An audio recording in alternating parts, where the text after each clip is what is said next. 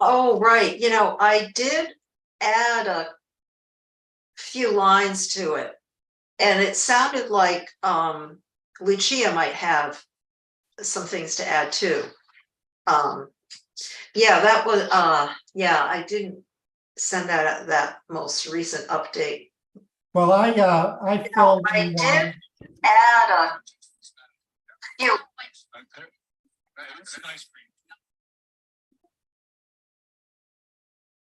I did add a column on my own, but I don't think it's been distributed, but I still think there's a good role for that to be used going forward. Mm.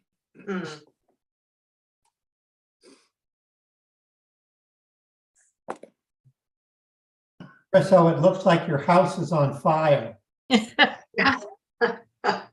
Chriso's house is fire. That's the word. Absolutely.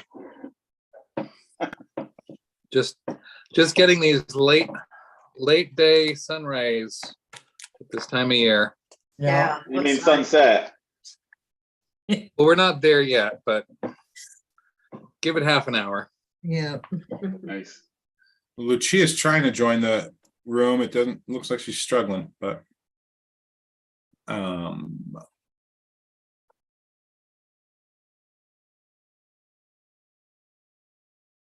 right, we are recording right now on YouTube, Ethan. Yep. Okay. I'm just waiting for Lucia. Might as well get everybody in here.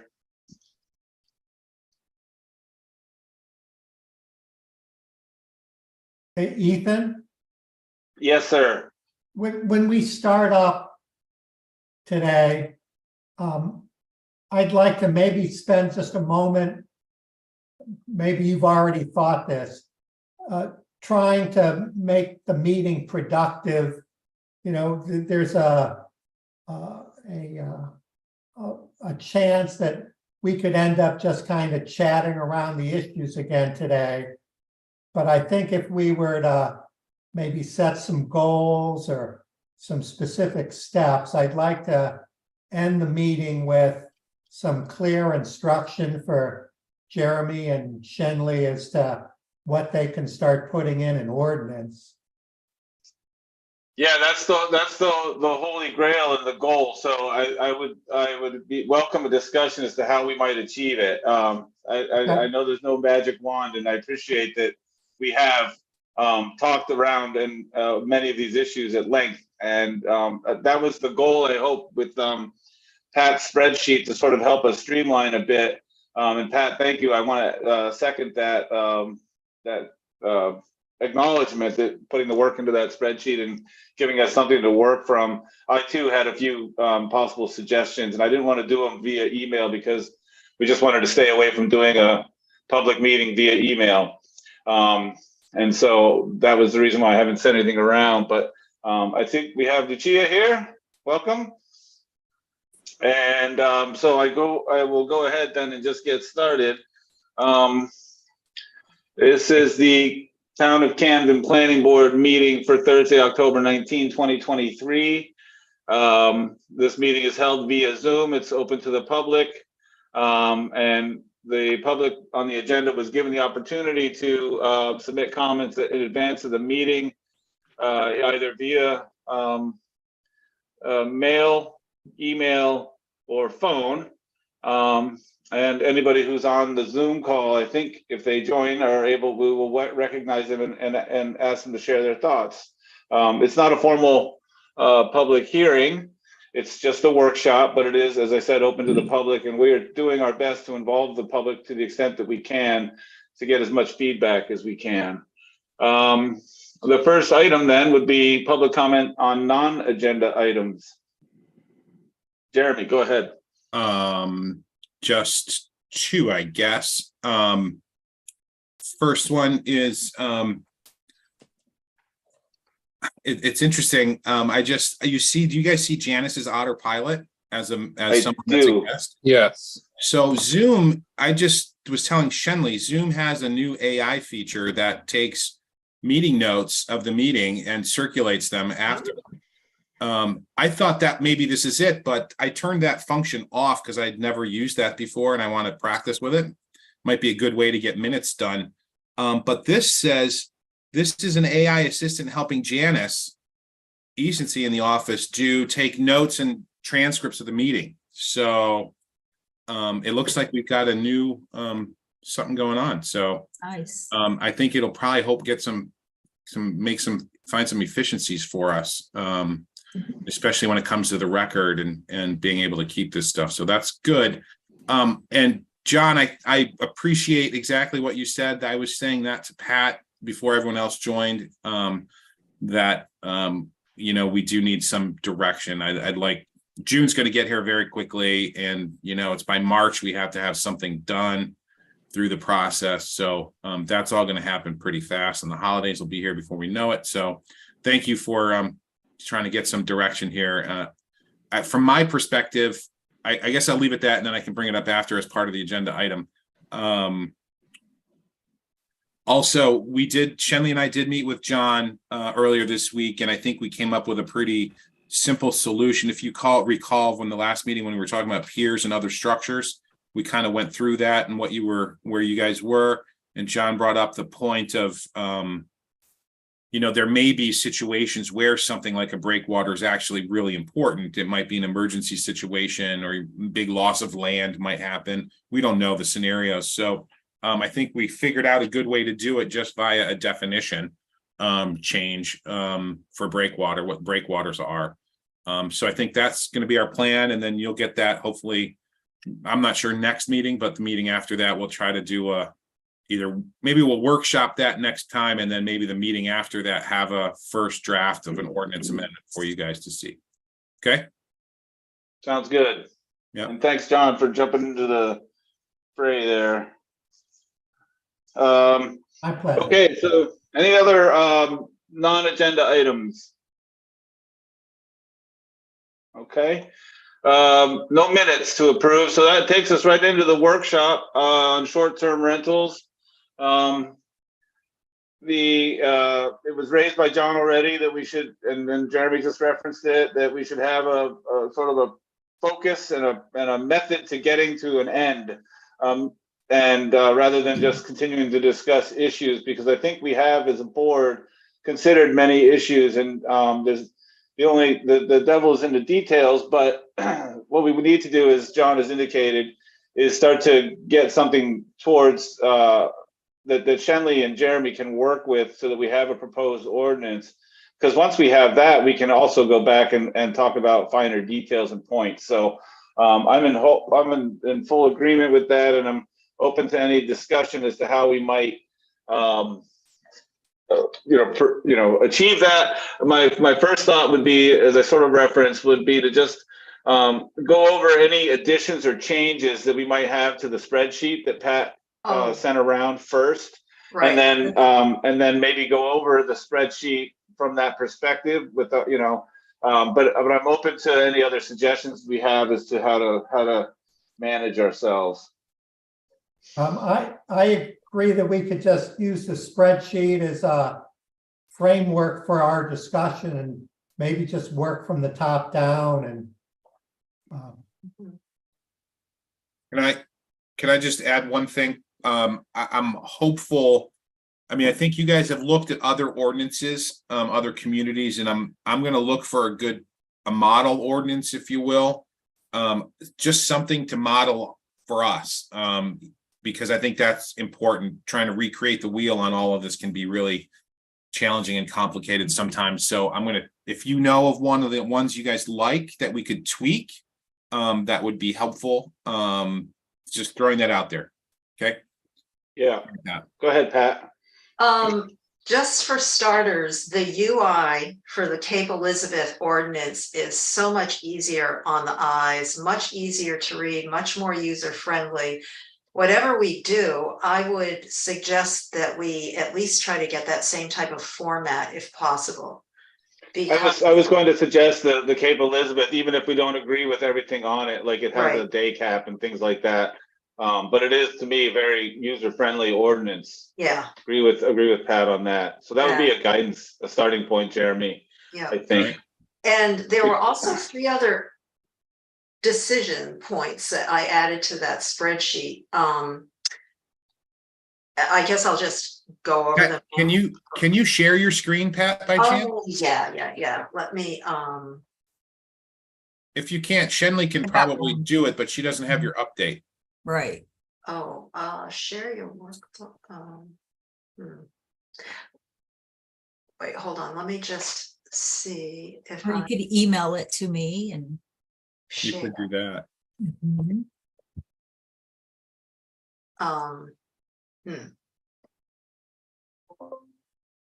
Oh, what? Yeah, why don't I email it to You can you? email it right to Shenley right now if you want. Right, yeah, okay, so hold on.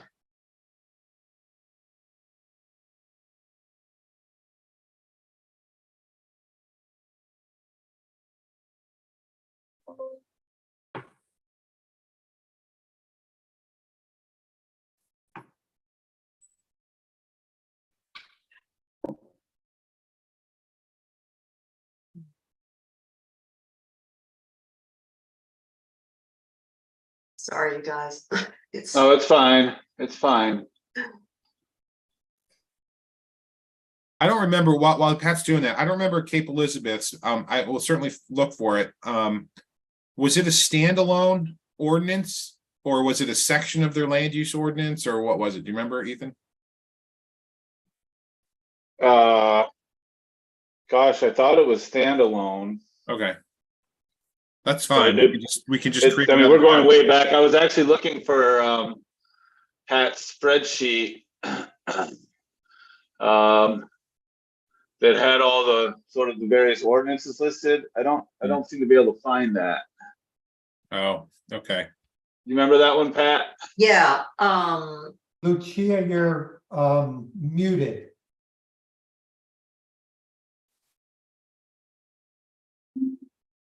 oh, you're muted, Lucia.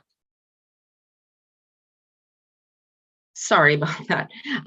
I just found it online. I can email it to Jeremy or to everyone, the Cape Elizabeth. Yeah, you can email it to me and Shenley. How about that? Yep. And we can pull it up and look at it. I've got Pat's email. It just takes a second. Oh, you got the email I sent you, right? Okay. Right. It's just scanning it right now. Oh, I see the share screen. I'm sorry. All right. never All mind. good. No worries. Every attachment that comes into our system gets sent to a Yeah. scan. Okay. We can enable that. Let's see. Lucia, I had never been up Timber All right, Cliff before. can you guys see Over this yesterday. now? Yes. Oh, can you see the spreadsheet now, you guys? Yeah, Yes, I Yeah. can. Okay, sorry. all good. All right, the ones I added, the short term, so they all begin with short-term rental, STR. I wasn't sure if there was a way that we could tax the property in the same way as a traditional lodging, or if we can tax it on a commercial basis, and would that be able to cause any limitations of short-term rentals from that perspective? And the initial, one of the things I had read, if I go down to this one, the initial regulations, I think they said if you cap it at 2 to 5 years or even less, and then go back and review to see how things are working or not. And just the use of an outside consultant was the last one that I added. Oh yeah, that's a good one. That I didn't have there. So that's all. Okay. John, you said you had a column that you added. Well, I probably won't be able to send it to everybody or anything, but I did pick up on Pat's spreadsheet and I filled it out and I have more maybe just some additions to ideas that were already on it. But if we were to start at the top and talk a little bit about registration and then move on down, we could probably work our way through the entire spreadsheet. Mm-hmm. Yeah. I just thought you might have had a column that you wanted to highlight now, but that's fine if we just want to bring them up as we get to them. So I think so. I think Okay. I could add the column, John, if you wanted me to. Well, the column isn't, I didn't add a column. I've added some rows, but they were just, I think, elaborations on general points that you were raising. Okay. Okay. Lucia, did you say you had anything to add to the spreadsheet?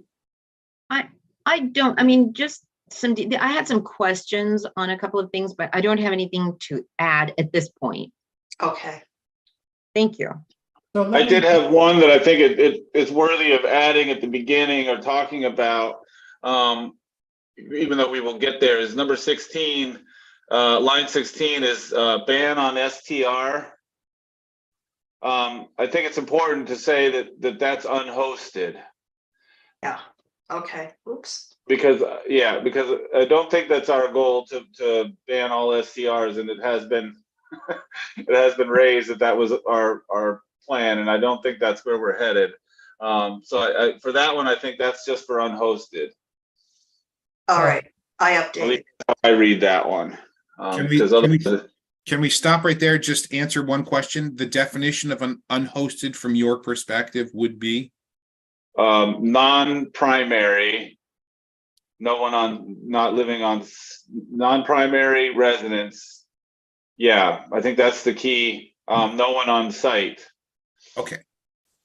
All right. So if I have a single family home, it's my primary residence, and I have an accessory apartment or a second dwelling unit on that home, on that property, that second accessory dwelling unit or unit could be rented short term as long as it's my primary residency. That second unit is your primary residency? No, the first. Say I have a single family. Yeah, home no, that lives there with I my think family. it's a very good question, and we're getting into weeds right away. Okay. But I'm of the belief that other property also needs to be someone's primary residency. Okay. Because we're not doing these rules that are coming in from the state and all these things about having second units and ADUs and everything. They're not designed to give people, Understood. carte blanche to just go ahead and throw them into short-term rental. Un- It's designed to alleviate the housing crunch. Okay, understood. That I get it. I just So want yeah, my belief is that every unit that's going into if you own a house, a single family house in Camden, and you leave for 3 months during the summer, and you want to put your house into short-term rental for those 3 months, I don't think anybody's going to want to stop you. Okay. I think that's absolutely fine. All right. Because it's your primary residence, and it's just the fact that it's unhosted we may have to, like I said, it gets into the weeds because we may then have to sort of craft something around that where we do allow primary residence unhosted, but it still has to be somebody's primary. So that's where we're not on that number, so let's not get too far afield. But that was my main thing. So let's start up at the top then, just work our way down. Number 4 says, line 4, but it's the first item, says short-term rental registration. Okay. I think we all recognize the need to register short-term rentals. Give the town a handle on where the properties are, and the things that are required in the registration, I think, is at issue. And I think that's where we might want to put our focus. I don't think there's any question that we want people to register. Even someone who's renting out a room in their home, I think we would want them to register. And any registration fees, all those things are open for discussion. So that's where I'll just start, is say, looking to the board for your feedback on what you think registration should entail. Go ahead, John. Thanks, Ethan. I do think that a complete registration should be necessary before somebody can legally run an Airbnb or a short-term rental. And I think it should include a local contact number, 24-hour number, a description of how the trash is going to be picked up, where the parking is, confirmation that they've installed the life safety items, the smoke alarms and what have you. Via an inspection? Yeah, Okay. Yeah, and Okay. then I don't know if an insurance policy should be Yes. included or not. I think so. Mhm. And then- Yes, insurance. And then another item that the board may or may not support is, affidavit or something that the STR owner has notified their neighbors that this is what they're doing and have given them their contact information. Okay. I think that would also go out when the short-term rental license is issued, from what I remember, at least for all of the abutters of that short-term rental property. I think and I think it's a good point. I think from a administration and management perspective, I think as part of the licensing application, they have to provide evidence of that mailing to that property owner when give us copies of that. I mean, we do that similarly with other things. So I think Yep. that's doable, and I think we can make that part of the licensing or the registration process. So by the terms of the ordinance, you're talking about abutters? Or are we talking about, neighbors within a certain range? I would propose abutters, and that would provide enough information to filter out to the remainder of the neighborhood, probably. Yeah, so abutters include on the rear, on the sides, and then across the street, correct, Jeremy? Yeah, Shenley, do you remember in the definition? I think our zoning ordinance defines abutters. Yeah, it's adjacent to, I think it does do all that across the street. Whatever's consistent. Yeah, Yeah, we don't need to rewrite every It's- definition. No, right. thank you. Abutting properties, any lot which is physically contiguous with the lot in question, even if only at a point, and any lot which is located directly across a public street or way from the lot. in Right, question. yeah. Yeah, just like this. Perfect. And so that means even a corner point would be an abutter. Right. That does cover a pretty good square. That's good. I'm happy with that. And including that in the ordinance. So I- Other things on the, oh, go ahead. Who is that? Pat? I'm sorry, it's me. It's me. And I just have a quick addition to that. Because the current, Shenley, you just read the current ordinance reads public street, across a public street. Yeah, directly across a public street or way. Okay, so Property I line would question. suggest that it should also be a private street or private way, because when you think about it, we just Timbercliff. approved subdivision. Yeah, That's a good Yeah, point. that may need to be, that, I think that probably is somehow interpreted that way in the ordinance, but I agree with you that needs to be, Ethan, I'm letting Alex Cohen in. okay. Well, if it's a private way, it's abutting the property. Anyway. Anyway, Anyway. right. Yeah, We'll double check, Lucia. We'll Yeah, we'll sure. make sure that wording's right. Thank you. Thank you. yeah. Anything else on the registration piece, or you Well, think? yeah, I have a little bit, we need a certification of number of bedrooms. Yeah, that would be on the application, Ethan. Application, yeah. Right, but that's part of the registration, right? I mean, this is what we're Yep. talking about. Yeah, So we want to have bedrooms, the occupancy or whatever, however you want to call it. yeah.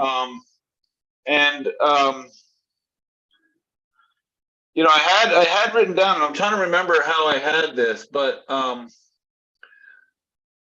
guess I think they should include the commercial, the method of advertisement, the sites on which they list. I think it's helpful to have that information for the town as sort of a data collection aspect when we're checking things against our records. So I think it wouldn't hurt to have them say, I'm on Airbnb, VRBO, I list, through, I do it through Craigslist. I don't know how people are doing it through Facebook Marketplace. I don't know. That like in New York State right now, or in New York City, they're going through, people are finding end arounds to the registration issue because there's so few being approved that they're starting to go to social media now to list their site, their stuff. And I like the idea of the affidavit mentioned by John. I do think it's important that we add in there the teeth almost of like the penalty of perjury. I think that would be included, Ethan, on the bottom of signature on the application. That's what I mean. Yeah. Yeah. I mean, isn't application and registration like hand in hand? I mean, I Yeah. understand we're talking about registration. Yeah, perfect. But the application is part of it. So yeah, whatever you're doing, you're certifying under penalty of perjury that all the information you have supplied is correct and accurate, because we're going to get to somewhere down here, fines for violation. And I think the fines for violating misrepresenting your property on the application should be severe. Because all we're asking for is people to be open and honest with us about what they're doing. So also I would suggest, and I know this is sort of implied, but just to make sure that it is actually the owner of the property that's registering.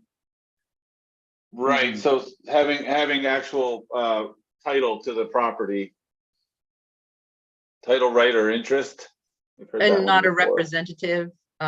Right. I because- think that's what she is saying, is a property manager can't apply for you. Right. Mhm. The owner of the property must apply. Sure. Is that correct, Lucia? Yeah. Yeah. Only because as I passed around, the previous email that, there's this thing going on now where, people are actually not the owners, but actually are doing the hosting and making a cut of that and targeting long-term rentals for short-term rentals. Mm-hmm. Oh, that's right, that Airbnb Yeah. piece you sent out. Yeah, that was interesting. All right. You guys, registration, can I just maybe get I think we understand where you're going with that. I'm not sure there's any more we would need to include in that. Well, I think one thing that we would need to discuss is, and it may come down, sometimes these things are going to feel a little out of order and we need to revisit back up the chart. But the fee that we charge for registration, we've discussed at length. It needs to cover any cost of inspection and administrative costs for the town. And whether we do that on a basis of, square footage of the unit or number of bedrooms that it has, or if it's just, because a sliding scale seems somewhat appropriate here. If someone's doing a 7-bedroom house and they're renting it out for $4,000 a month or a week, and someone else is doing a 1-bedroom apartment and they're renting it out for, $800 a week, that's a different, charging them both $500 for the registration may not be, equitable. So I would like to see some sort of equitable registration fee, but making sure that it does in fact cover the Right. cost that the town will bear. And so that's something we need to get back to probably. And I will say on fees, I agree with you, Ethan, and what Chenley and I can do is do some research on what other communities, how they've handled the fees. But I agree with you on the sliding scale. The select board, all fees are approved by the select board. That's how fees are done in town. They used to be written into the ordinance, which is really hard. I think Lucia can understand this. I think the lodging license fee is like $25. Doesn't cover the cost, and that's actually was written into the old ordinance. And when we changed the ordinance this last year, it's no longer in there, and it's the select board determines as they determine necessary. So I think that's where the fees, we should cover fees, Ethan, the select board. And I think you advocating at that level. I will certainly be advocating at that level for appropriate fees to cover the costs. Now, this is not going to be possible with 400 or so short-term rentals in town. It's not going to be possible. I mean, current, right? It's not going to be possible to handle that with existing staff. So Right. what will be needed, and it's down at the end of your spreadsheet, is a consultant.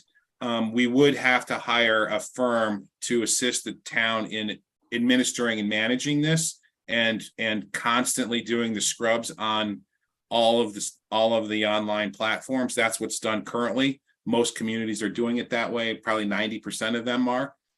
That's, I think, really the only way to have this be successful and have this achieve what you guys are looking for. So we'll do that, and it'll certainly, the fees we'll have to come up with a number that are out there, and then we'll have to have the fees cover it, that cost. And Right. And I think when as we move down the list, we'll find that we're probably not going to have 400 in the end, right. in the end, right. Agreed. That we're going to cap them in one way or another. Yeah. So I expect that's the case, but I don't know for certain. Yeah. But I hear you, and absolutely that's the case, is that you know, we don't want to overwhelm the resources, and there may be a catching up phase as we process applications. And I think it's important, taxpayers shouldn't pay for the cost of inspection and registration for, you know, entities that are doing these things. Like the average taxpayer that doesn't have a short-term rental. They're operating a business, and Right. Absolutely, I agree. Yeah. Okay. So is everyone on board with registration? Yes. Okay, perfect. Anything else, Chris? Or do you have anything? No, I'm good. Okay. And Pat, you've joined in. Anything that you wanted to add? The only thing that I saw, and I mean, this probably, how much this really applies or not, I don't know, but one of the things Cape Elizabeth does have is a building evacuation plan, which seems like not the biggest deal, where I think a lot of these units are fairly self-explanatory. Well, that isn't actually a big deal. it's a big deal. It's a safety component of it, so I think it comes into that. Most rooms are required to have, or most units are required to have 2 egresses. Right. You know, I know a story of a woman in Bar Harbor who had this really old house that she did short-term rentals out of, and she was complaining that she couldn't meet the code because it's an old house and the windows were too small, etc. You know, that sort of thing. You know, we need to be sensitive to some of these issues, but safety has to be a primary issue. And somebody cobbling together a room that has only 1 egress and then putting it out on short-term rental may not meet the standards, I think. So we do need to discuss, I think, what those safety standards are. Mr. Hedstrom's not here today, but he would be helpful in this. Mhm. But you know, overall, it's an important issue. I know that was echoed by the select board as one of their primary concerns, was the safety issue. Jeremy, if you'll explain just for a second, because I'm misremembering sprinklers. Is that for 3-unit buildings? Is that what that is? Yeah, 3-unit buildings, 3 or more dwelling units. Figures the sprinkler. Yeah. And now And there are some that are grandfathered in time, but we will have to look at 3 units that are actually going from long-term rentals to, I think Pat's point, the need for evacuation. And anyone in the lodging business or someone that goes to a hotel, you go in, you see an evacuation plan on the outside of your door or the inside of your door. That's critically important, because this is not someone's long-term rental. They're transient guests. If you look up transient guest in the life safety code, in essence, it's someone that's going on vacation to a place to stay. And when things go wrong and bad, and unfortunately they do, and it's sad, but you don't know. And when the smoke's filling the air, whatever's happening, you don't know the place. You don't know a foreign house. That's why they have those. Do we all look at those evacuation plans on the door? Lots of us don't. I do. This is what I kind of do in my life. So I look at those things, but we'll definitely include that requirement. Yeah, and it may be helpful to have the fire chief come on in and talk to us about what he thinks are necessary, or maybe it's just standard practice. I don't know. It's standard practice, and the code officer is well versed in it. He's a life Okay. safety inspector as well. Oh, great. Yeah. Former fire department, fireman as well. Perfect. Yeah. Perfect. So yeah, we could have him come in and just Yeah. sort of fill in the gaps on that part of it as what he would like to see. And I would definitely like that. All right. Well, that sounds good. Anybody else on the basic registration item? Okay. I'm going to move down then to line 5, which is STR registration issued via lottery. And this might as well be discussed, I think, in concert. It's kind of, again, it's through no fault of Pat's, it's impossible to list things in an order that doesn't presume something that's further down the line. A lottery presumes that there's a cap of some sort on short-term rentals. And as does first come, first serve. So presuming that, and again, if it's not the case, I think that moots the discussion, right? And then it just becomes first come, first serve, gets their license. And if it takes longer to process somebody who's later in the line, that's fine. But assuming there's a cap of some sort, a limit, registration issued via lottery. Anyone? John?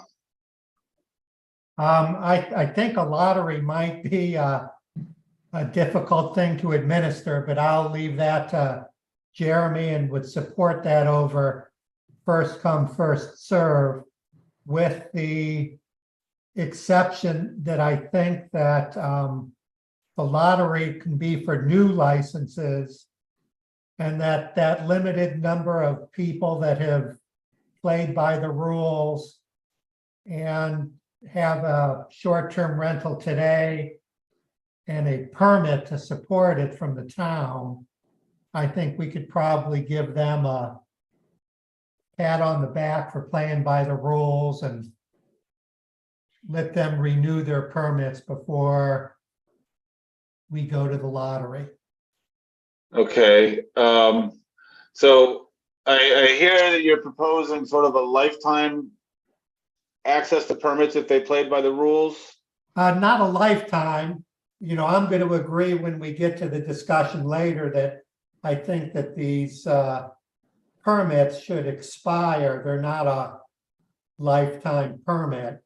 But if a permit's good for 2 years, the people will have to maybe pay the new annual fee or something. But if they've gone through the effort to register, I'm proposing that we acknowledge their existence and let them be at the front of the line. Yeah, and I understand the sentiment. I'm trying to nail it down because I hear what you're saying, that they're still going to have to renew, but it sounds like you're suggesting lifetime access to that renewal.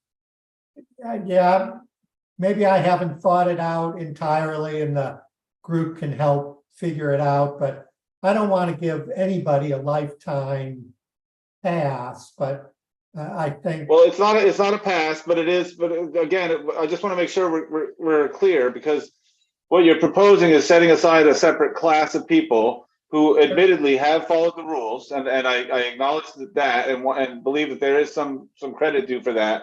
But you're separating them from the overall. If we come up with a cap, say we have a cap of 100, and you've got 25 people who are following the rules, you've already taken a quarter off the market, and you're giving them access to that for eternity, essentially, as long as it's the same person. No, even though they still have to apply and pay the fee. I'm proposing, Ethan. Okay. Yeah. I'm proposing that those 25 people would get awarded one of the 100 permits. Those 25 people would get those permits in the first lottery. Just the first time around. Okay, Yeah. that definitely is different. Okay, that's why I was asking the question, because I wasn't sure. Okay. Go ahead, Pat. Looking at these via lottery, first come, first serve, it's also making me wonder, are we putting a cap on at some point? And if so, what's our process going to be for that? Yeah, I mean, like I said, it does beg the question of caps. I think we're just, because we're trying to follow the line of this, we could jump to caps first if we want to. That's going to be a much more contentious issue. Go ahead, Lucia. Yeah, so I think the lottery system, I mean, it may be difficult and it has to be thought through, but I think there are two positives to the lottery system from what I remember hearing the folks talk about it from, I think it was Louisiana, where they had the lottery. And one of those is discouraging people that are coming in and buying properties up with the assumption that they can Airbnb it, right? Right. Because they won't know if they're going to be in the lottery, this year or next year, right? And then the second thing is, I do think perhaps that John is onto something where the lottery system, you know, because it is something that you get the privilege, quote unquote, of doing for that year, if it's an annual thing. But if you break the rules, or if you, you know, I don't know, don't pay your taxes, or whatever the rules are of that we come up with for the registration, then that lottery pass can be taken mid-year. Or do you know what I'm saying? It can also be it can be a stick as well as a carrot. Mm-hmm. Yeah. I get it. I understand what you're saying there. Yeah, and my belief is, just from the presentation that we heard from Granicus, is that they administer the lottery. So we don't have to worry about the ins and outs of that if we go that route. That is something where we put a deadline for application, and then they do the whirligig machine, and then out comes the names for the people, the lucky winners. And I agree with Lucia insofar as it becomes a situation where someone purchasing a property with the idea that they're going to put it into short-term rental is on notice that they may or may not be participating in short-term rentals that year or any year in the near future. And they better have a plan for putting it into long-term rental or something else. And if that's, you know, if that's fine. If somebody wants to buy a house in Camden and say, I want to be a landlord and I'm going to shoot for short-term rentals, but if I don't get it, I'm going to put it into long-term rentals and just cover my, you know, my backside, so to speak. Then I don't have a problem with that in the long run. Ethan, I just wanted to remind you that there are some people in the public here. Yep. That may want to comment. That's why I said backside. Yeah. No, I get it. I just didn't know, at some point you may want to get some comments from them too. Yeah, I guess I would encourage, is there a raise the hand feature on Zoom? Mm-hmm. I guess I would encourage, I guess there's some chats coming in. I don't know. Oh, there's the AI assistant talking to me. That's good. I would like to talk to a chat bot. That's what I really want right now. I guess I would ask people that wanted to, if they wanted to jump in on a discussion on a particular topic, because we're going down the spreadsheet that's on the screen, then I would encourage you to indicate so either in the chat or with raising the hand feature if it exists. Or you can applaud us too, apparently. Anyway, so yeah, I would encourage anyone listening who wanted to chime in to use the chat feature, and hopefully we can keep an eye on that and hear you out. Perfect. Yeah. So thank you, Jeremy, for that. So again, back to the lottery, assuming some sort of cap. I do believe that Granicus will administer it. I don't have an issue with John's suggestion that maybe for the first lottery, people who have followed the rules would be automatically grandfathered into that lottery, depending on, you know, whether their house or their unit, their dwelling unit meets whatever other criteria we have in place. So any other discussion on the lottery versus first come, first serve? The issues I see with first come, first serve obviously are a line outside the door of the zoning office on January 2nd. You know, at 8 a.m. or even camping overnight to get in there. Yeah. certain advantages, that sort of thing. So, if I could go back just real quickly, I'm sorry to keep jumping around, but to the registration, some people have talked about, it was discussed before, and maybe it should be its own bullet point here or line, but maybe that's what I'm actually going to recommend, is that we add in residency as a line on that spreadsheet somewhere, because it has been talked about as being a criterion that people use to determine whether somebody can rent short term in the town or not. Can we go down? I thought it was listed somewhere, was it not? Yeah, I don't think I listed that. okay, go back up one sec. I thought above, right? Short-term rental adjacent. Okay, no, that you didn't. I think that's primary. I think that we need to, yeah. Do we want, so Ethan, your question here is getting to that unhosted. Do we want to make sure that the properties are primary residence? Yeah, I mean, I think I think we can get there. I don't necessarily mean to cover that here, but yeah. And maybe not property, I think, Pat, I think it's dwelling unit that's to be rented is a primary residence, Okay. right? yeah, I think we did talk about that. I don't know if everybody was on board or not with that, but we did discuss it that way. But yeah, it's, again, I'm not advocating for or against at this moment. Primary residence is self-explanatory. It means you're a resident of Camden. But a person can be a there's a difference resident of between- Camden, right? A person can be a resident of Camden and own another property. When a person could own a property and it could be essentially their primary residence, but they could have legal residency in another community. I think there's a little gray area there that would be a little hard to. What's the gray area? Yeah, I don't see it. If you're a resident if you're a resident of Rockport, you're not a resident of Camden. For a primary. No, but depends on how you're defining primary residence. Well, where do you file taxes? Isn't that primary residence?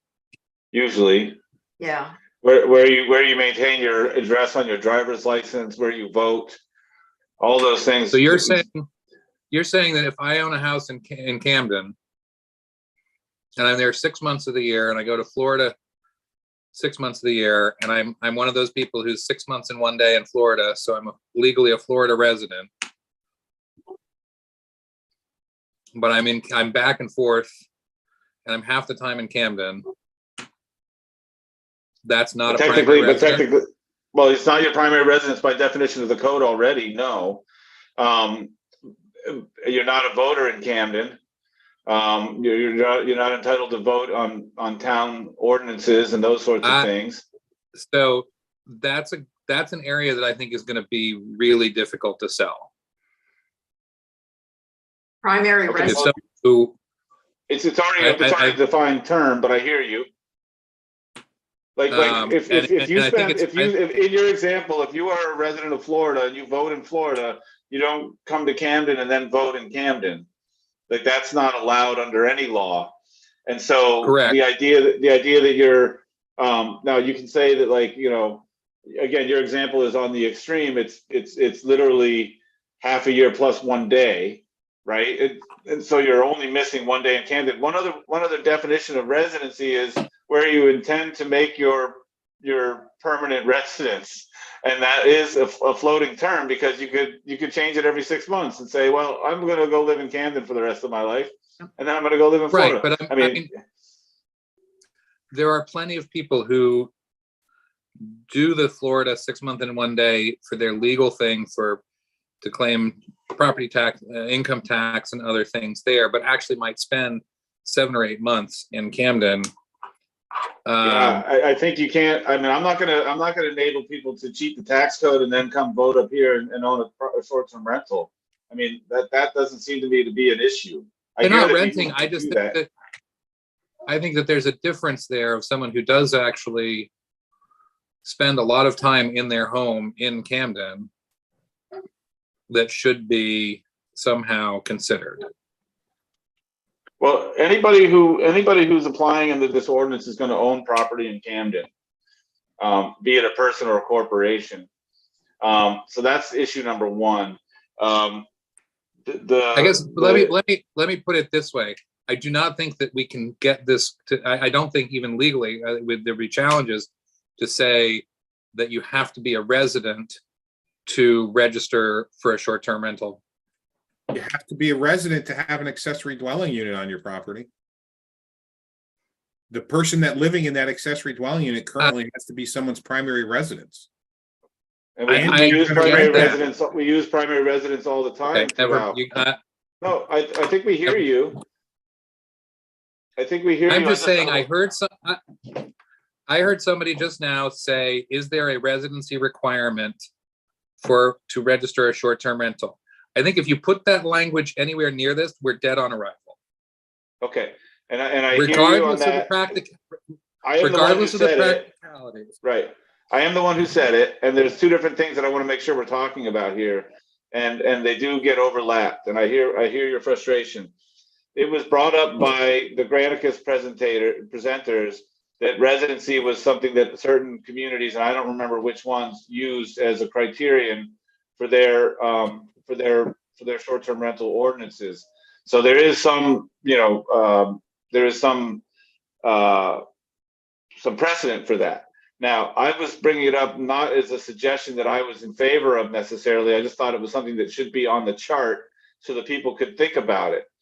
However, when we get to whether we're allowing unhosted rentals and it's based on primary residence, I have zero issue, and I will stand on it, that excluding people who do not have that as their primary resident are excluded. That's my position. It may not be the board's position, but I'm going with primary residence for unhosted. That's my position.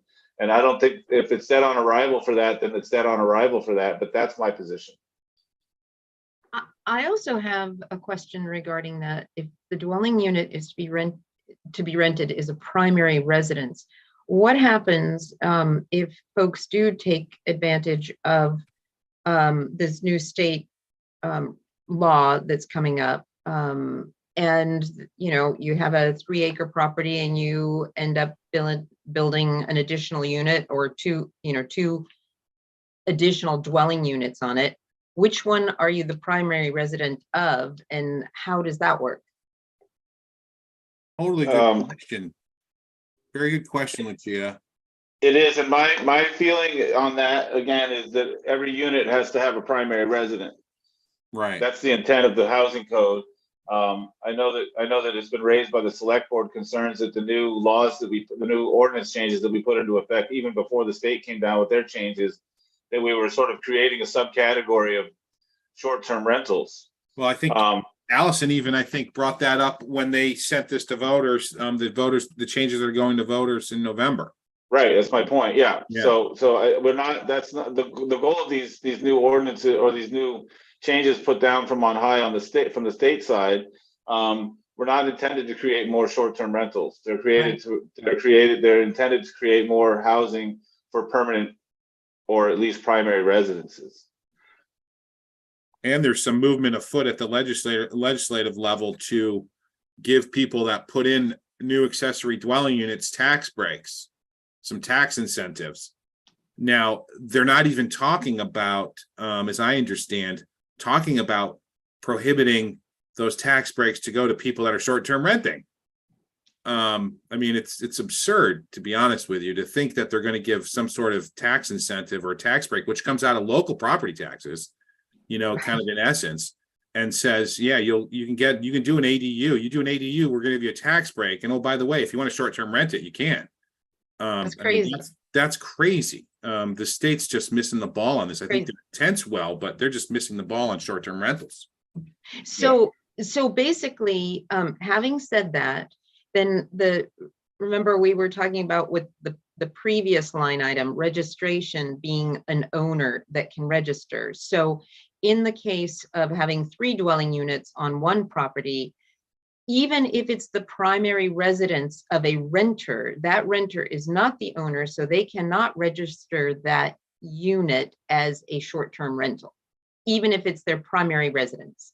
I think the owner would have to do that right, it's the owner's property, it's not the tenant's property that they're. Right. Short But term. then that begs the question, if, which property or which unit is their primary residence, right? If you can only have it as your primary residence and rent it, you couldn't actually register your third property because it's not your primary residence, it's somebody else's. Right, I think what Ethan was trying to get at was whoever's occupying the building, it's got to be occupied by someone, and that whoever's occupying it, it's their primary residence. And then Correct. if they've got an agreement with the owner to say, hey, in the summertime, I want to make a little extra money. Can you move out for 2 months or a month? It's still their primary residence, right? And then that owner then rents out their space for a month or two. Right, right. I think Lucia's got it. It is an odd situation, right? Yeah. But Yeah. technically what we're looking at is a situation where you see a lot of these in town. Let's just use the 7 and 5 for the 12 months out of the year, 7 months in Camden and then 5 months out. Like right now, what we see a lot is 7 months of the summer rented out at short-term rentals, right? And then 5 months through the winter, people get these winter rentals. You see them advertised where, hey, you can have this place available November 1st through April, right? And so in a sense, we may be flipping that on its head and going the opposite direction and saying, you need to rent it out 7 months of the year to a primary resident. And if you can do that and find 5 months where you can do short-term rentals, that's probably okay. I don't know. I mean, again, this is just one person speaking, but that's what the idea is.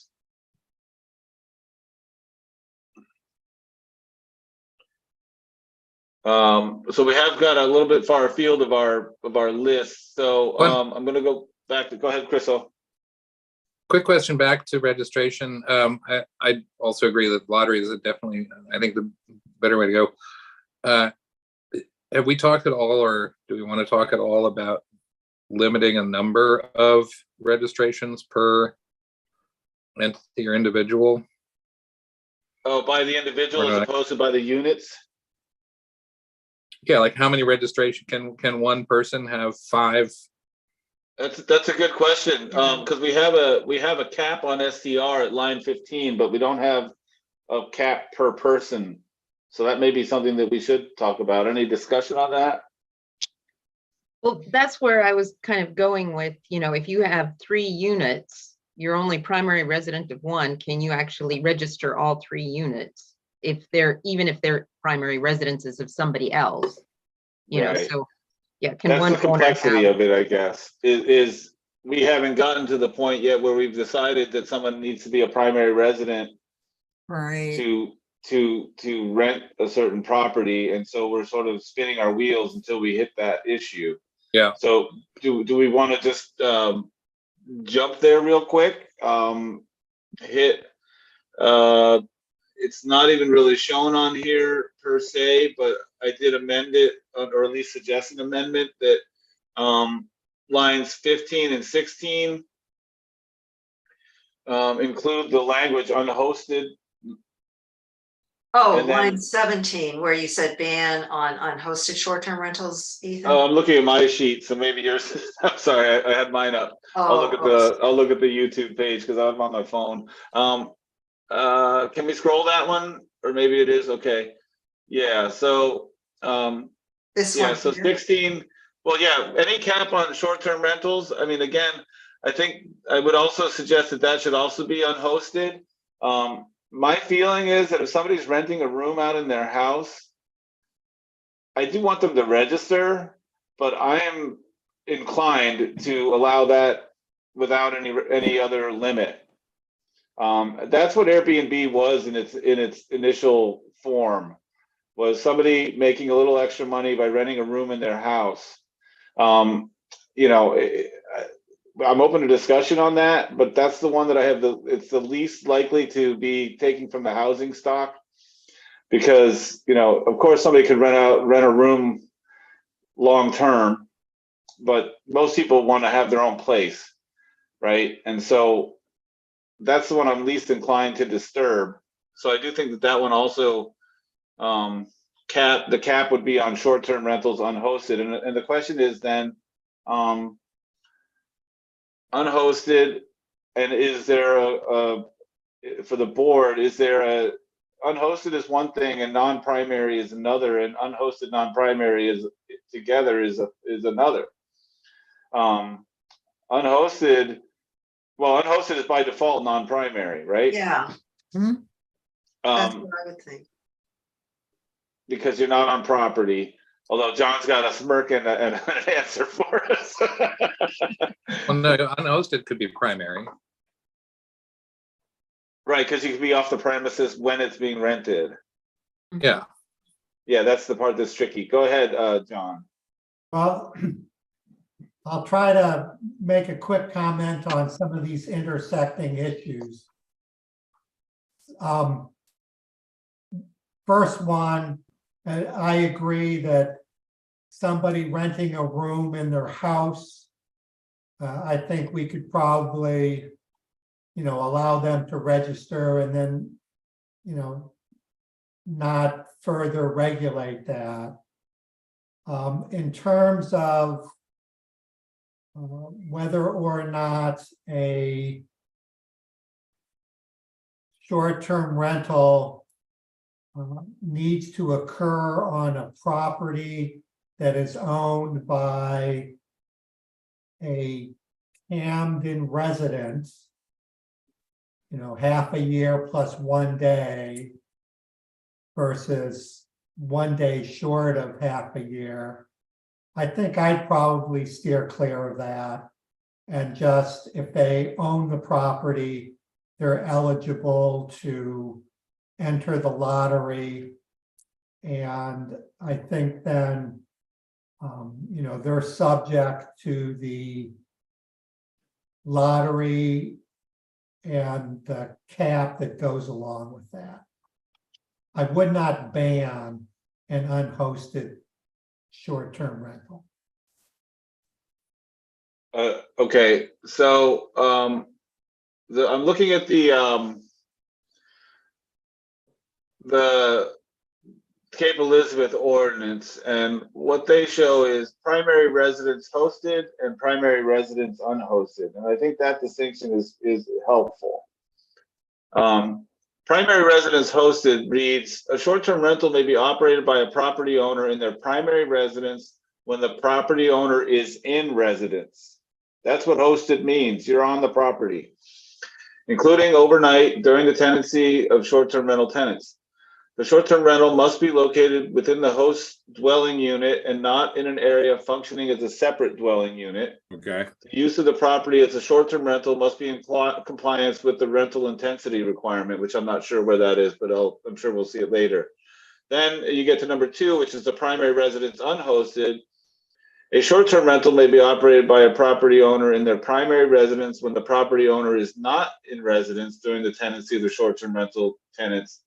The property may be used as a short-term rental for no more than 42 days per calendar year. Now that's where that 42 number came from. I thought it was my affinity for Hitchhiker's Guide to the Galaxy, but that's 7 weeks out of the year, or 6 weeks out of the year, right? 6 times 7 is, 6 times 7 is 42. We heard from Granicus that enforcement of a day time, sort of a number of days cap is very difficult to enforce. And I hear that. I still like it. I had moved off it a lot, but then I started thinking about this application and penalty of perjury and the fine, that's provided if somebody violates the does something that they say that they're not going to do.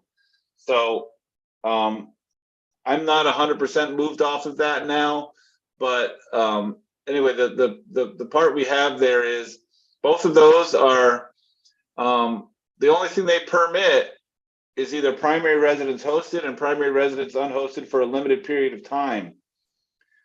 They do not permit non-primary unhosted. And that's the one I think that raises the biggest flag for me. Mm-hmm. That's where I have my intentions focused, because anybody doing something with their primary residence, I'm inclined to allow it Mhm. to some degree. But anything that is a non-primary, non-hosted, or non-primary unhosted, that's the one where we have just people buying up a property and saying, I'm going to make money on it. It's a business, and it's a business only. That's would where I agree think with our that. attention should be focused. You want to poll the group on that, Ethan? And I understand, I think everyone understands where you're going. Mhm. I'm Yeah. just trying to get some direction for Shenley and I so we can. Yeah. I would agree with what Ethan's saying as far Okay, as so non-primary. I guess I'm going to do two polls. The first one is, who would support a cap, number to be determined, on non-primary, non-unhosted rentals?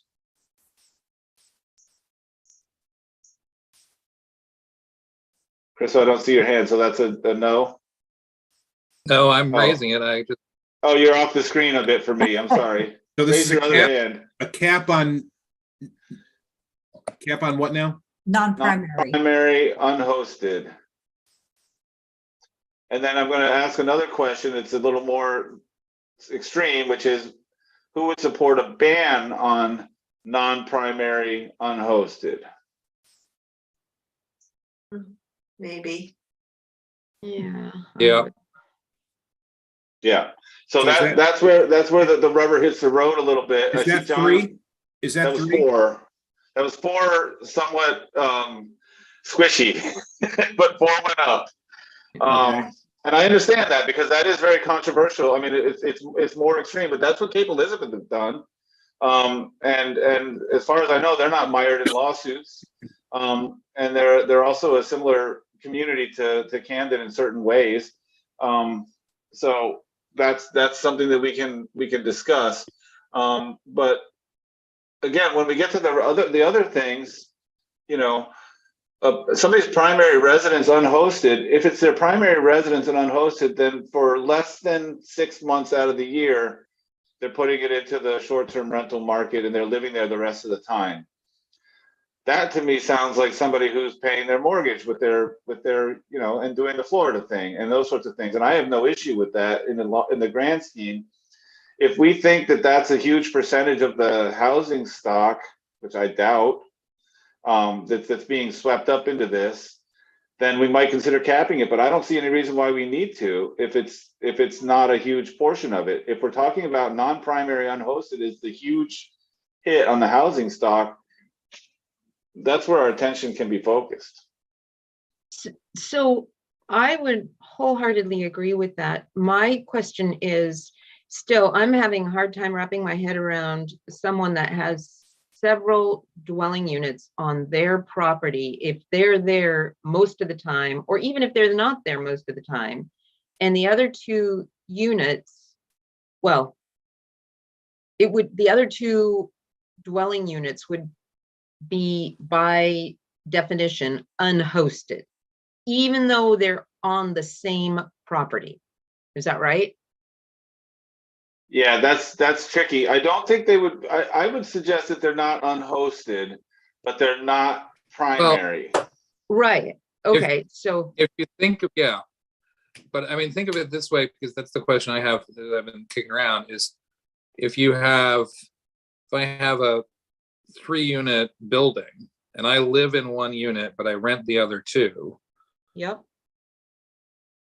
And normally I've rented those 2 units long term. If I put both of them in, or if I put all 3 units in short-term rental, am I now unhosted primary? Or does that only apply? You're living my in one. unit? You're living in. Does it only apply to the one that I live in? Yeah, That's I mean, your primary. That's your primary, is the one you're living Yeah, in. so then the other 2 don't count. I mean, They that's the would be question, right? unhosted. I think it's, again, if you're talking about a 3-unit building, right? Is there a difference? And again, we're all dealing with this for the first time. But if you have a Right. 3-unit building versus a lot with 3 separate dwelling units on it, is there a distinction? No, I wouldn't think so, because it's the same thing. Each one can be a primary Long-term residence rental. of different people. Right, okay. And do we think that Yeah, do we think that the state in promoting and the town in itself promoting higher density and smaller lots and all those things, you think anybody was intending to create more short-term rentals? No, Correct. So therefore, everything would have to be somebody's primary residence if we're going that route. yeah, that makes sense. And if we want to carve out an exception for non-primary hosted because someone's on the lot, we could talk about it. And I'm maybe not sure cap that that, and hosted- maybe cap that number. Right, and maybe cap that number. And I'm not sure that that's our primary concern these days in Camden, but things do change. Again, Yeah. I once said something, I don't know, at one of the earlier meetings that said, you know, I don't have this huge belief that there's a lot of complaints coming in from short-term rentals around town as far as like, you know, loud parties and overflowing into the streets and parking and all this stuff. But then somebody mentioned, well, there's been some issues out on McGonagall Lake. You know, I don't have a police scanner. I don't get all these complaints, but it would be interesting Yeah. to know if we do get complaints. I don't think it's the primary issue right now in Camden that these wild parties. Well, But the complaints I get in the office are about that short-term rentals are taking up residences that people could live in. That's the Right. complaint I get. right. So and you would get different complaints than say the police department though. Yeah. And so there may be some. John, I've seen your hand up for a while. It kind of went back to the concept of the question, could one person submit or one entity submit numerous applications for the lottery? And I you know, I'm tormented by that, or I'm conflicted in that sort of my picture is there'd be one individual that was interested in one piece of property and that they're going to submit for the lottery. And I think that's the kind of the highest use of the lottery. But, you know, if somebody wanted to submit a few, they're all in the same lottery, they might win one or two if they're, you know, luck is with them. I guess I don't have an objection to that, but the main point I wanted to make here is the concept of hosted, I think is, I like the idea of hosted because it means that there is a human being here in town while the property is being rented who can respond to any issues that come up either from the renters or from the neighbors. And I think that's a positive. And I think a host could either be in the same building as the short-term renter, or they could be the next door neighbor. We had heard in one of our earlier meetings that there was a property owner that between him and one of his neighbors, they owned a short-term rental that was sandwiched between the two of them. And I thought of that as a hosted rental, even though it was on a separate property. Yeah, and I hear that, John. In fact, I think that is also from the Cape Elizabeth ordinance. If you've got it, or if you've looked at it, I don't know if it's been sent around, but they do have an option for an abutter to own a short-term rental. I would agree. I'm not sure I'm in favor of that, but I am in favor of the fact that if we do allow that would be considered hosted. Just like I would be in favor of if somebody has 3 units on their building, on their lot for some reason, and we say that they live in one and rent the other 2, for some reason they're able to do that. I would be in favor of considering those hosted. Yeah. So I don't, that part is, if we're talking about just the hosted issue, I don't have an issue with it. What I get back to more is the non-primary and the particular property that you're speaking to. John, is I understand that the perspective of the owners is that that would not be something that would go into a long-term rental. It would just be sold. But if it's sold to somebody who's, planning to live there. and putting it on the market does increase the available housing stock. And again, we're focusing on available, not affordable, because I don't think it would sell for what we would call affordable, but it would sell for available. It would qualify as available housing. But I agree with you on the hosted ad. It's called short-term rental adjacent in the Cape Elizabeth for the property that's owned, that's adjacent to the primary owner's property.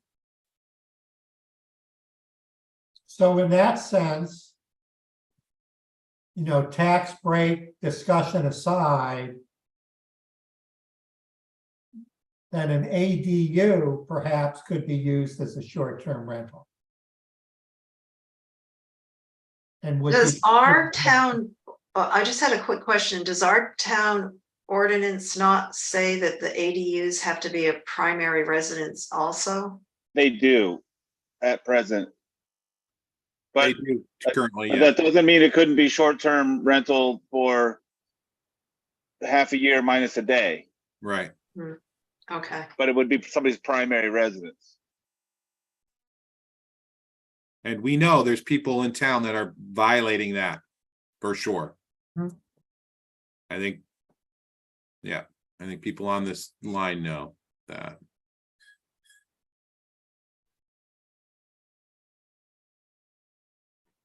Let's get back to the, So.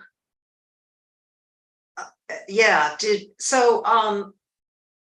then do we want to say non-primary unhosted short-term rentals we want a ban on or not?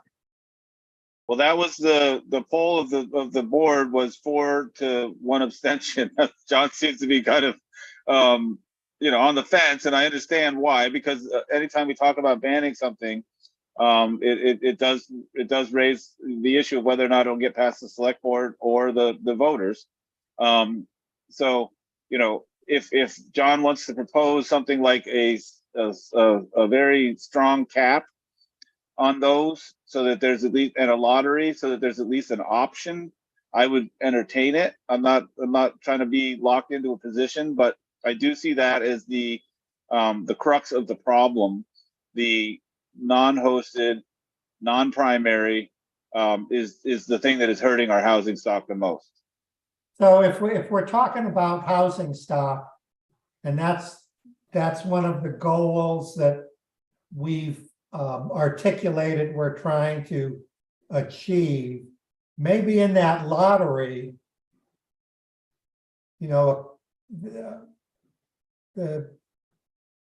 submittals can be put in an order in such a way that, let's say the town decides, we're going to permit 200 short-term rentals. And, you can fill up you divide the applications into categories, and you'd fill up with hosted short-term rentals, adjacent, hosted, and if you permitted all of those and you still had a certain number left over, then you'd go to what what you have a bee in your bonnet about, the unhosted non-primary units would be the last in line, if you will. They're not prohibited, but they're last in the lottery line. So only have a certain amount of those go up for lottery? Is that what you're saying? Well, I think that the first order of business is you would decide how many short-term rentals you would like to allow in the town of Camden. And you say it's 100. And you do that based on input from the consultants telling us how many are out there, and a decision as to, how big of a impact you think those are having on the available housing stock. And you arrive at the number 100 after those discussions. Then you have a lottery and you just give preference to the hosted versions versus the unhosted non-primary. They go last in line for the lottery. And so they might, if there's room for them, great. If we fill those 100 spaces with hosted units, then they're out of luck. I'm spitballing here.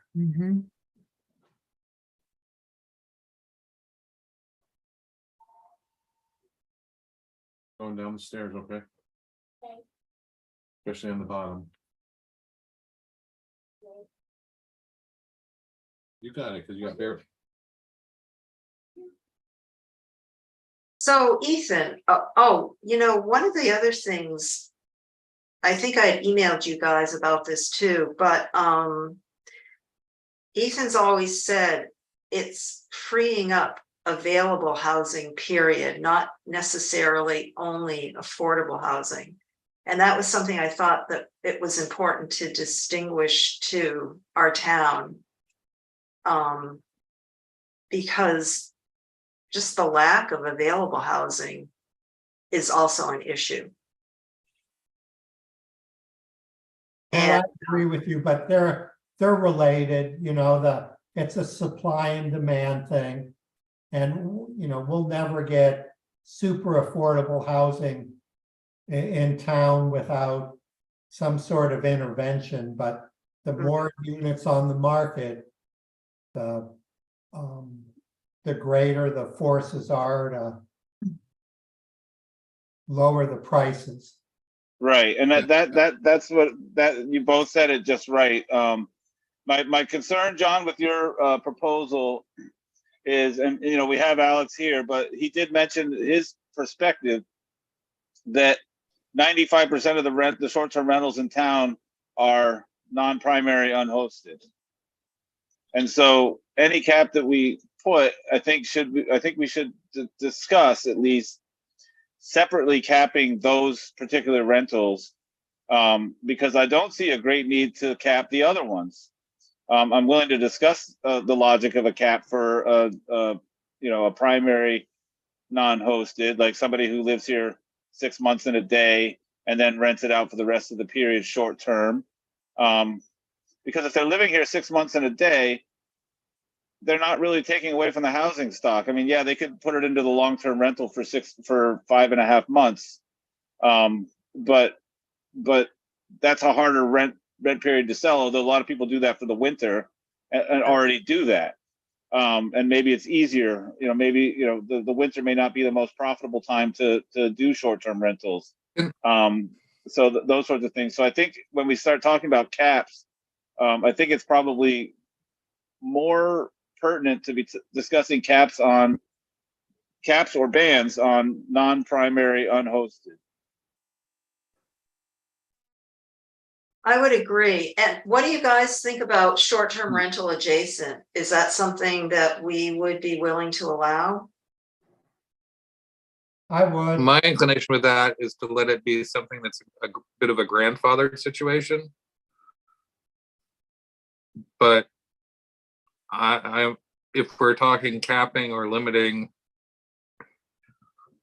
unhosted non-primary, and the goal is to get houses out of short-term and back into long-term occupancy, like a house that sits between two properties is going to sit vacant. I mean, even the gentleman who spoke to us, he said they rent it some of the time and they use it for family at vacations and holidays. And the rest of the time it's just sitting empty. And that's what we're trying to get away from.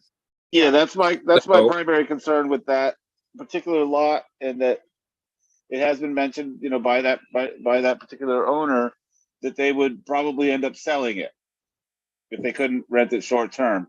Mhm. Now, they're not gonna own a house for family visits a couple times a year and then leave it vacant. And it wouldn't be, they could either sell it or put it into the long-term rental market. Either of those are options that I think decrease the house or help alleviate the pressure on the housing supply. So I personally am not particularly in favor of carving out that exception, but I'm open to the fact that the board may be. That's why my thought was to put something of sort of a grandfathered for those existing can apply, or enter the lottery if they've been doing things correctly, but that we wouldn't have any more. I think that type of short-term rental adjacent would be really pretty minimal. And where the owner is living next door, I guess I was for it in general. But certainly looking to put a ban basically on unhosted, non-primary short-term rentals.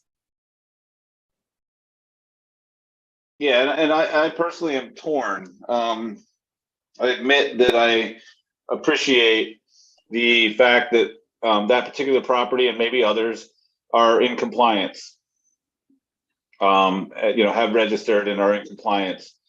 And I have some sympathy for recognizing that. But I do think that it still, for me, hits that definition of exactly the type of thing that I think is bad for the town of Camden in general. Insofar as it's taking a property that, if it went on the market, would likely be sold to somebody, and there's no guarantees in life, but would likely be sold to somebody who was planning to live there. Right. And live there year round, and maybe not entirely all 12 months. It's possible somebody buys it as a summer home and leaves it vacant for 7 months. It's possible somebody buys it as a summer home and puts it in long-term rental for 7 months. But the taking that house off the market it's only one house. There may be others, but it is essentially a non-primary unhosted. When you get to that definition, just the fact that it's adjacent changes the definition. And if my primary concern was somebody being on site to regulate and monitor the property, which I'll be frank, it's not my primary concern, but it's something that is of concern, then I would be more inclined to say that's a factor weighing in favor. That's what the adjacent means. But in the end, it's not really much different than anybody else just buying a house for a business. Yeah. For profit. I agree with Ethan. Yeah, I see where you're coming from too. Now, if we were to decide that we're going to put a cap, and I would argue for a very low cap on non-primary unhosted, giving a person who is already in compliance preference in a lottery, I would absolutely support. You make some persuasive points. And you mean already in compliance by having the properties registered or having all of the safety things?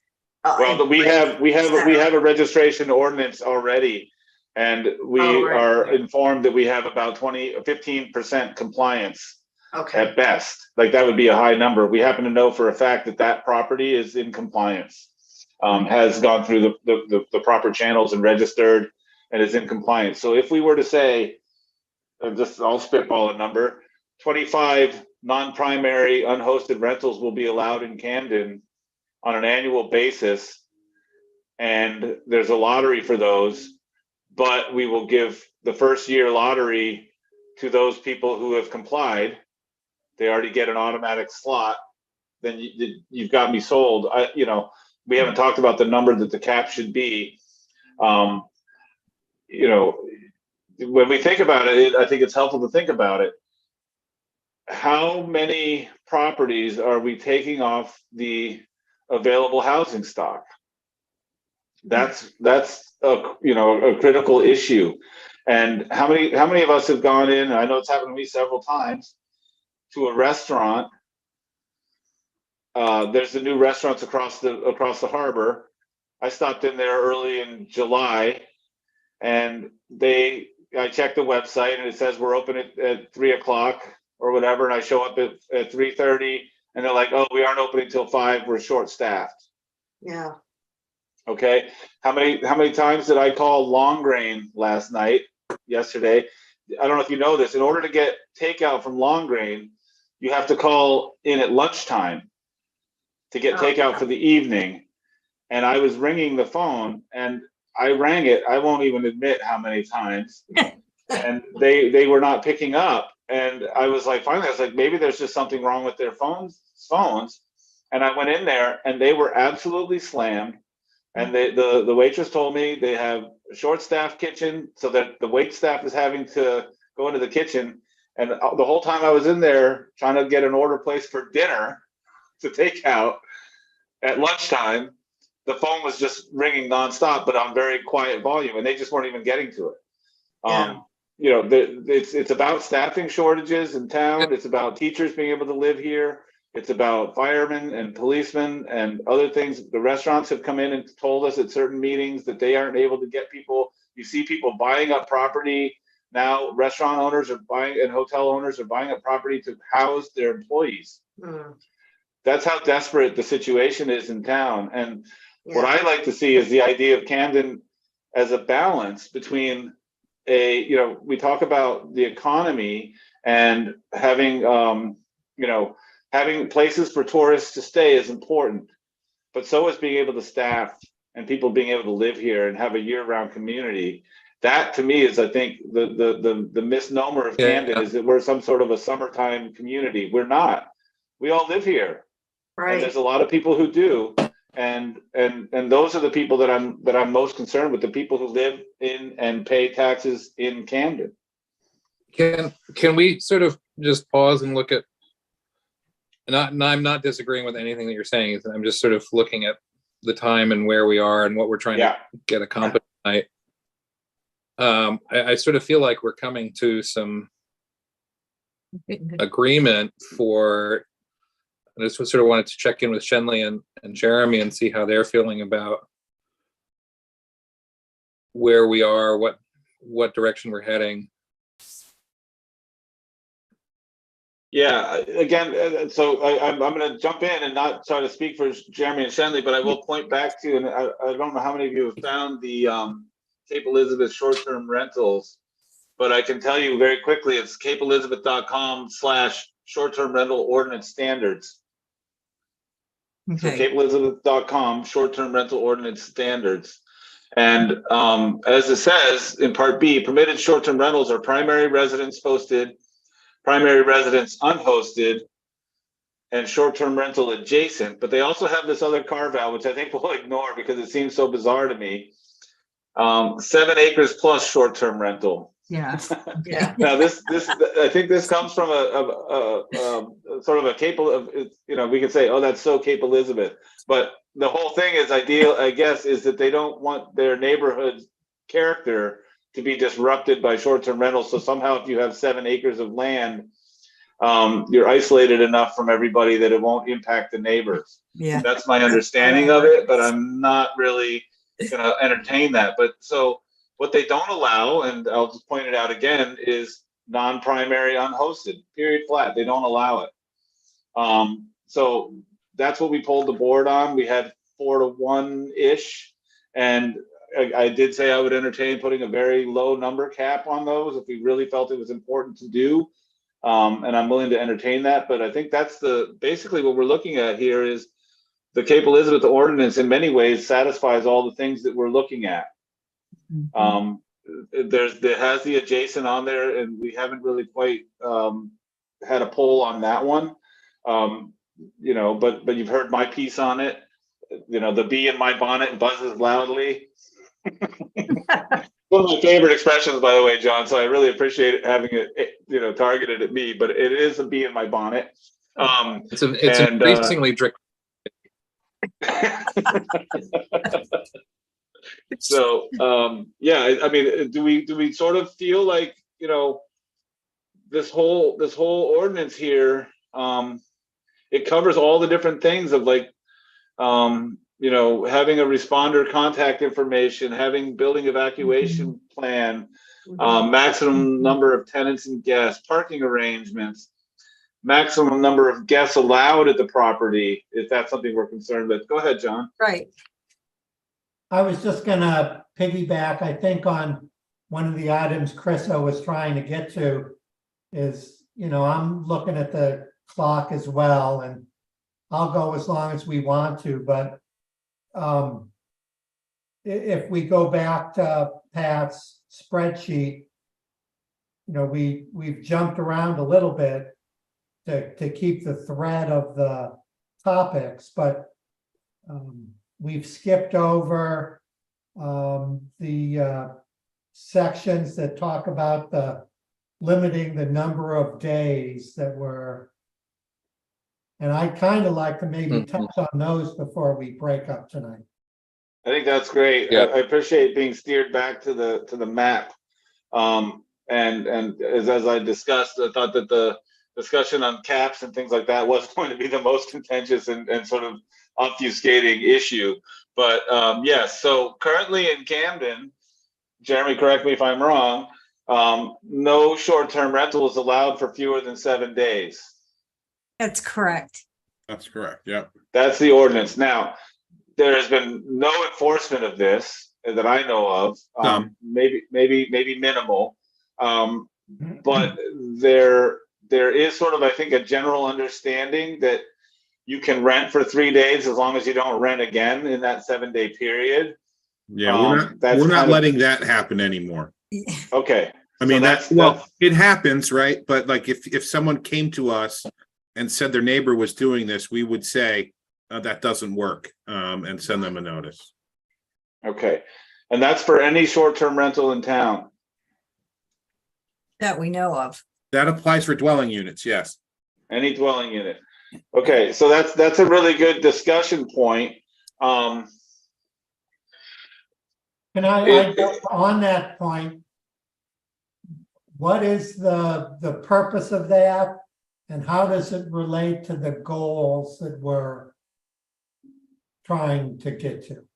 I think that's a great point, John, because I almost feel, and I want to throw this out, and I've been thinking about it. If we're going to do all of this, do we want to just not have that limit anymore? If we're going to go down this road, and just get rid of that 7-day minimum, because we would be regulating them in such a way that it's really about primary residence. I'm just asking the question. No, and I tend to hear that. I agree. If I was trying to play devil's advocate and support that, I would sort of suggest that it decreases the amount of sort of in and out traffic of people coming in and moving into a place and then moving out, sort of disruption in the neighborhood. But I think that's a really minimal thing. I think by and large, you do get people renting for a week, but you also get people who come up for a weekend.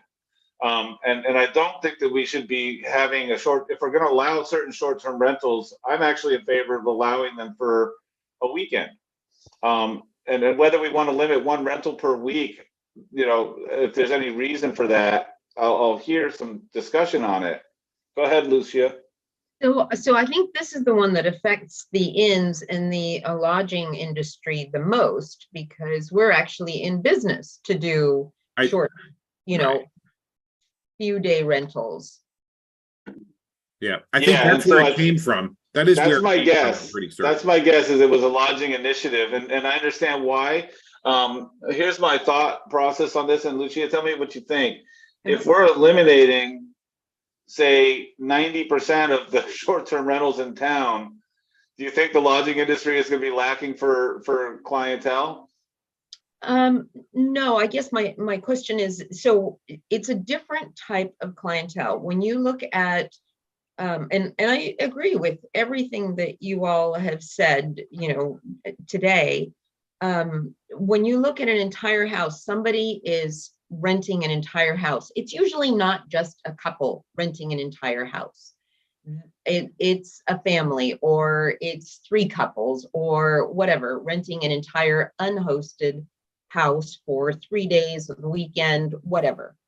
When you have rooms being rented or, so you're not taking out of the supply the short-term 2-person rental by taking out unhosted properties. You see what I'm saying? I mean, yeah, I'm following, yeah. Yeah.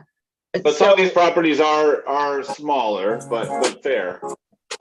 Yeah, so I guess my question is, when you say, taking 90% of the rentals out of the market, what are those rentals that you're taking out of the market? Well, they by definition, they come down to unhosted non-primaries. Well, I think her Right. question is are they apartments? Are they whole houses? Right. I think We that's it. don't know. That's the one that defies identification at this time, right? But I mean, we have numbers from Granicus that say that there's probably what I think they said 380 to 450, somewhere in there. Yeah. And we have Mr. Cohen saying 95% of those are non-primary unhosted. Well, he's That's here. I don't know Yeah, where I that know. I've information invited him to comes from. chime in. I'd be curious where that information comes from, that he says 95% are. I think it's his personal experience. That's what I recall. But if Alex Okay. wants to chime in, I would definitely be Yeah. happy to hear from him again on that. Hey, buddy. Alex, are you there? You're on mute if you don't know. Can we stop sharing screen for a minute? Yeah. Pat, do you mind? Yeah, The meeting gets really narrow into one corner. Okay, sorry, I'm on my headphones walking around my house. Oh, that's Can you guys fine. hear me? Yeah, thanks, Alex. Yep. Yeah, I mean, when I threw that out at the last meeting I was at, I don't know if you've had other meetings since, but I mean, part of my frustration with where you guys are sort of starting your discussion from is that I just fundamentally don't think you have a grasp of the complexity of the rental landscape, okay? And sure, you can argue you don't have the data and you don't have the data and how do you get the data and all that, but I think to make these broad generalizations about rentals when, no one except for Lucia, who's got a business, I mean, you don't have a whole, you don't have people that are in it every day, frankly. Right, I mean, but I'm trying to do my part a little bit, and but I could go on and on just like the last meeting and kind of. Yeah, I don't think that's going to necessarily be helpful. We know your position on it. I guess the question was really pointed and direct, which was from your perspective and the fact that you're involved in the industry more than any of us, which is what we're deferring to. Where do you get the number that you spitballed, which is sort of the 95% of the short-term rentals are non-primary unhosted? Well, I threw that number out there just, I have no data, but from a logical standpoint, if you guys, when you say non-primary unhosted, well, first of all, when you guys talk about, hosted rentals. So that means that you are the owner of that property is living in that property, house, apartment, whatever it is, and they're inviting some renter into that house while they are hosting it because they are in residence. That's my understanding of your definition of hosted. Is that correct? Well, we've been broadening that today to include if somebody say had a 3-unit building and they were one unit or a three. Let's not hold on.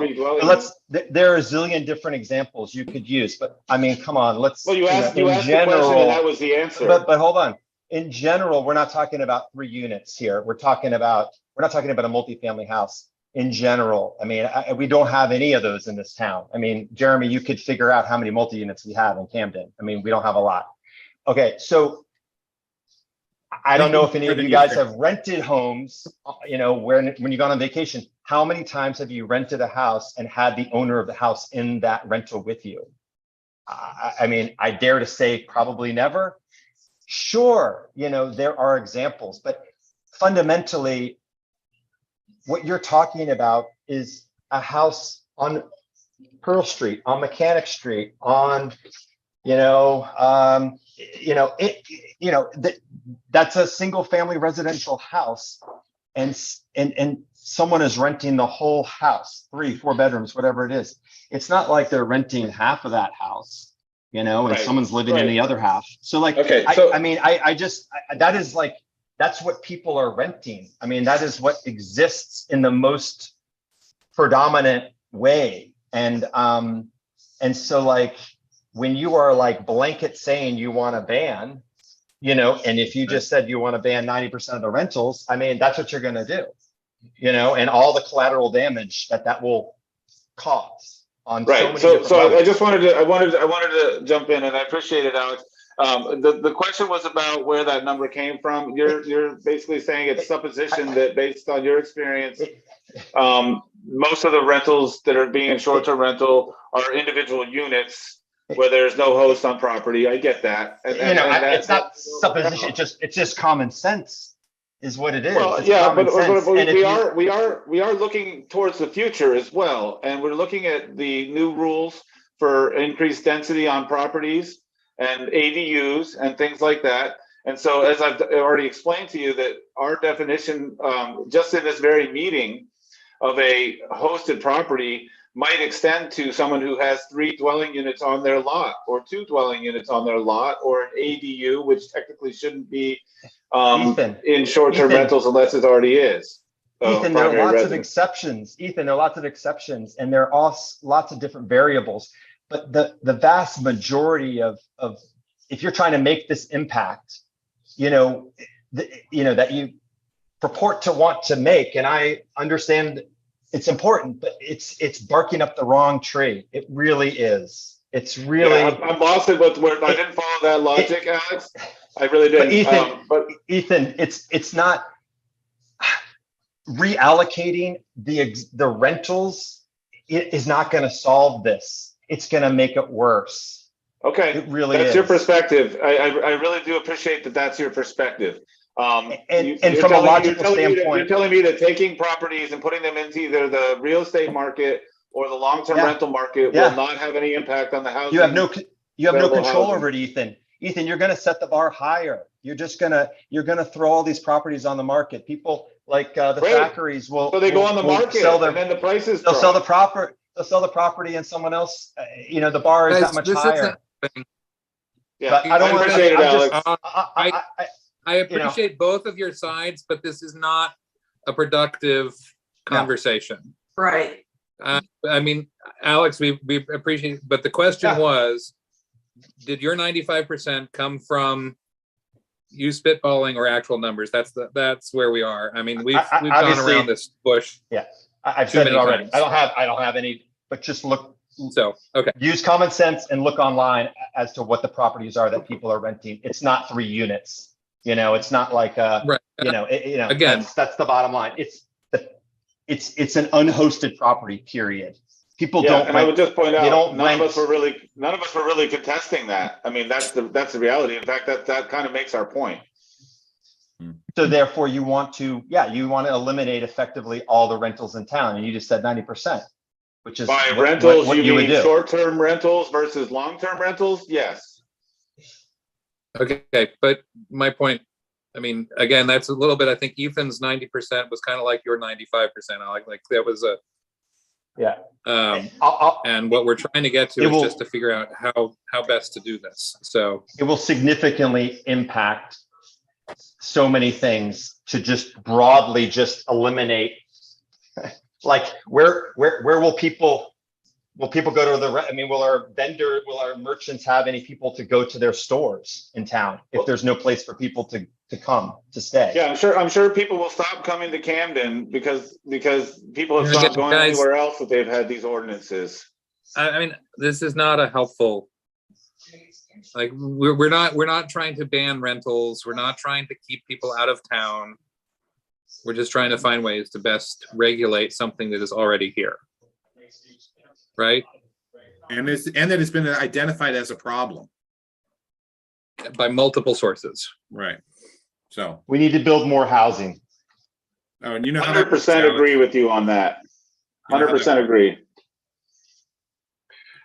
Okay, so we've moved past that. We've got, we wanted to get back to our number of days. The So question was how many days? yeah, so the 7-day thing, let's do a quick poll of the board. Anybody, oh, how about this? All in favor of eliminating the 7-day requirement? I would be. Yeah, It's a 7-day, it's a I'm okay with 7-day it. minimum. Or is there more discussion on that? Yes, I support eliminating the 7-day. Well, for two reasons. One is the Granicus folks indicated that it was difficult to chase after. And I don't want to put in a regulation that I know we can't enforce. And I think Which we already did with the registration ordinance. and I think that's an example. That wasn't us, right? Yeah. Chris, so you had something? No, it's just, I mean, you know, the reality is, and I hear what Lucia was saying about who's renting houses versus who's renting hotels. I mean, people will come and rent for 3 weeks, but knowing, you know, that also, or 3 days, I mean, you know, we also know that people will rent them for 7 days and come for 5 and just eat that cost, you know, like, so to the point, like it's happening, and I just don't see that it really makes that much difference. Right. So the only other thing I will say is that it does create more traffic, because if you have someone staying for 7 days, that's one car. If you have someone staying 7 different people staying for 1 day, that's 7 cars. Yeah, I mean, that's Yeah, assuming people don't drive in and out of their spot. I mean, you know, but I mean, they're not 7 cars at any one time. It's still 1 car every day. And people do come and go from their spot. They may walk most times. I mean, I hear Yeah. there's some Well, element of that. I'm just saying the impact in a neighborhood. Right. No, the new arrival, the departure, I get that. I mean, but if you look at most of the statistics on the length of stay for short-term rentals versus hotel rooms, they're typically 3 to 4 nights. Yeah. So it's in that window of, you know, it might be 2 in a week. And often they are around the weekend, and then they're vacant for a couple days midweek. So that's why for me, it doesn't make a huge, I don't think it makes a huge impact. Yeah, and I would posit that this is going to be a net benefit to the lodging industry in general when you reduce by any significant number the amount of available short-term rentals. People will look to hotels and B&Bs and inns as the first alternative. Yeah, I would hope so. I mean, that's what we're here for. So. Yeah. And somehow we survived as a town with that for a long time. Right. Okay, so the next one then, so did we get a poll? I didn't see your hand go up, Chris, on that one, so I'm going to do it again. Eliminating the requirement, the minimum 7-day requirement. Okay, Lucia, you're not on that one. Yeah, you see my I'm hand still now? not on board on that Yeah, one. I do. That'd be great. Every time you just face plant me, that'd be nice. Thank you. Okay, so Jeremy, Jeremy and Shenley, that was a 4-to-1 vote. Okay. Rental for more than 28 and 30 days. I wasn't sure of what this one was.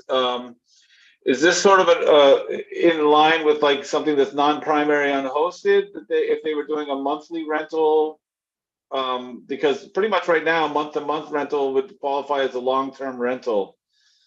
That was my interpretation. I think if you're renting it out for 28 days or 30 days or, you know, 1 or 2 days on either side, that's something different than short-term rental. Yeah. Yeah, I think the 28 to 30 is a good number. If that's what we're talking about. Is that what your intent was on that one, Pat? Just Oh, I go think the ahead. city of Bangor is using the 30 days. Anything under 30 is, I'm just throwing that out because they're in the process now of looking at some things. I think they're using, if it's under 30, it's a short-term rental. And I would just say, you know, given February, I mean, I'm not afraid of 28 because it's really just splitting hairs. And I think this would benefit the gentleman over on that came, was it Thackeray on Belmont? Where he said he doesn't do short term. I mean, his short term is obviously not someone's primary residence, but Like it is 2 months or 3 it's months. 2 or 3 months at the, you know, the carpentry school or the photographic workshop. Yeah, I think if people are doing that, allows for the immediate workshop and those things. And, you know, I'm even okay with going as low as 28 because I think really it's a negligible difference. And allows somebody to rent for the month of February. I don't know, how do you all feel about that? Yeah, I think that works. Okay, so that's a poll, everybody. Pat, you too? Allowing for short-term rentals for 28 days. Well, I think what it becomes is not a short-term rental by definition. So Right. essentially 28 days or more takes you out of the short-term rental ordinance, and essentially you're renting month to month. Okay, all right, yeah, I'm okay with that. Because even if you're doing 28 days, allow 2 days for cleaning and getting things ready, and then somebody comes in for the rest of for the next month. I mean, it's kind of a month-to-month rental setup. So that looked like it was unanimous, Shanley. Yeah. Fines for violation. Let me just preface this on, I even think I looked at Cape Elizabeth. They had some kind of stepped up penalties, but generally it's a land use violation under 4402 under state law. And in our ordinance, which is $100 to $2,500 a day per violation. And how fines work is we would issue a notice of violation to someone and then order them to comply. And part of that would be a consent agreement that would have to get approved by the select board. If the select board is or the other party doesn't want to do a consent agreement, then we end up in court. And so fines aren't really fines unless they're part of a consent agreement until, if they're not part of a consent agreement with the select board, then it's actually a judge who levies the fine, and that would be based on whatever the town is seeking in penalties, and that has to be kind of consistent with what the ordinance says and what state law on fines and penalties is or are. So that's what I would say. And I think the $2,500 a day up to is maybe appropriate.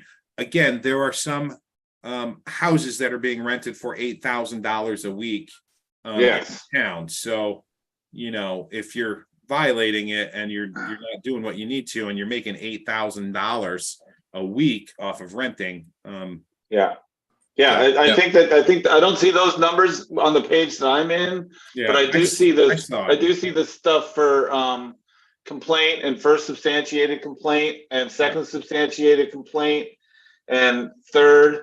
The third substantiated complaint, once the code enforcement officer has made a finding of 3 substantiated complaints, the property owner is notified in writing that any short-term rental permit has been revoked for 3 years. So you're 3 years out. Out of the market. But each one gives them a little bit of time to correct and meet with the officer before they are fined or anything like that. I think that's appropriate. You know, we don't want to just slap fines around. So fault modeling, I guess I think what'll be great here is that if we're starting with the Cape Elizabeth ordinance, we can all look that over more carefully and then sort of redline and make notes on it and say, here's something I would change, here's something I don't agree with, but we would have a working document to start with, which is really helpful and much further along than I had actually hoped to get, but I'm pleased to see how much it's tracking. Does the Cape Elizabeth ordinance have the lottery system? They don't have a lottery system. They do not, but they flat out ban any unhosted short-term or non-primary. And they cap on a number of days unhosted primary. So that would go to, say, the gentleman on Belmont, based on their ordinance, he could rent it out for 6 weeks a year as an unhosted, but then they also have the adjacent, so maybe that changes that. But so yeah, I'm getting ahead of myself on that one. That one allows, the adjacent allows 105 days a year. looking at the ordinance for a short-term rental adjacent. I'm confident that Jeremy could come up with the fine structure that's consistent with Yeah, Camden's codes and include the concept of, you know, at a certain point, the penalty includes no longer having a permit to do short-term rentals. Yep. Yeah. Yep. That's great. Does that coincide with the lottery ticket, so to speak? I mean, you know, does your lottery ticket get pulled and given to someone else? You would. I would Yeah. include getting pulled, yes. And I guess given to somebody else, sure. Yeah, I mean, if there's a space, there's a space, and there may be a wait list or something like that. And Yeah. if somebody has already put it into long-term rental and they can't do it, they could always pass it on to the next person who's waiting, something 'Cause- like that. I think that could actually incentivize folks to sort of follow rules too, That's the whole point, Yeah. right? Mhm. Yeah. rather I than mean- fines. Yeah. There's carrot and stick, Carrot and and the stick. stick, yeah, the stick needs to be heavy, but the carrot is another aspect of it. So Yeah. absolutely, and I'm open to. I mean, I'm always more in favor of the carrot if we can find them, but I think it's too complex to get into any sort of tax incentives and all those sorts of things. I think we're way ahead of ourselves, and we just aren't qualified to do Yeah. those things. That's a whole nother, Yeah. Now, if we want to throw out tax incentives for building housing in town, I'm all for it. Fines for violation covered, rental of summer camps. This is a tough one just because I think, first, are we talking about it's only a 3-season dwelling? Is that what the definition of summer camp is? I think it's 6 months, I think is temporary residence, and seasonal, I think it's 6 months max. So Chris is the proponent of this, and I'm interested in listening. Chris, so I'd hope that you could distinguish, why is this different than a short-term rental? Other than kind of a local history. for me, it's two things. One is that we have a bit of tradition of summer, and two, it's not housing that could be year-round available on the year-round market. So to me, it's distinguishing between a house that, and I think we do have some language that makes distinction for a property that is unheated, uninsulated, those types of properties, which are, really just summer use. All right, so unheated and uninsulated.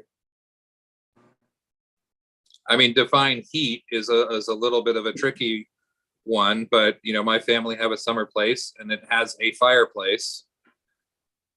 So there is some heat, but it's closed down and the pipes are drained 6 months of the year. Yeah, Jeremy, is there a definition in the code that we can point to for that?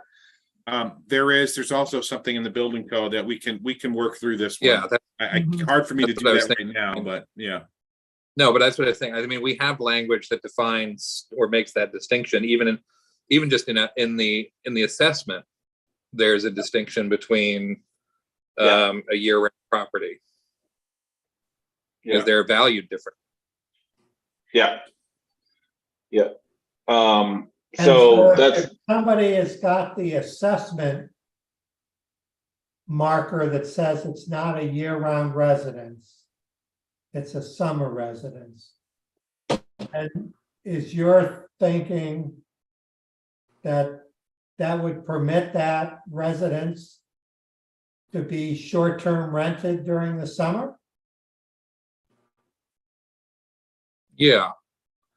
And, and they're in a way, well, I guess, so here's the flip side. It is, if you think of it as a family owns a summer cottage, a camp, and they rent it out for parts of the summer when they can't use it, it's their primary summer camp with an unhosted rental.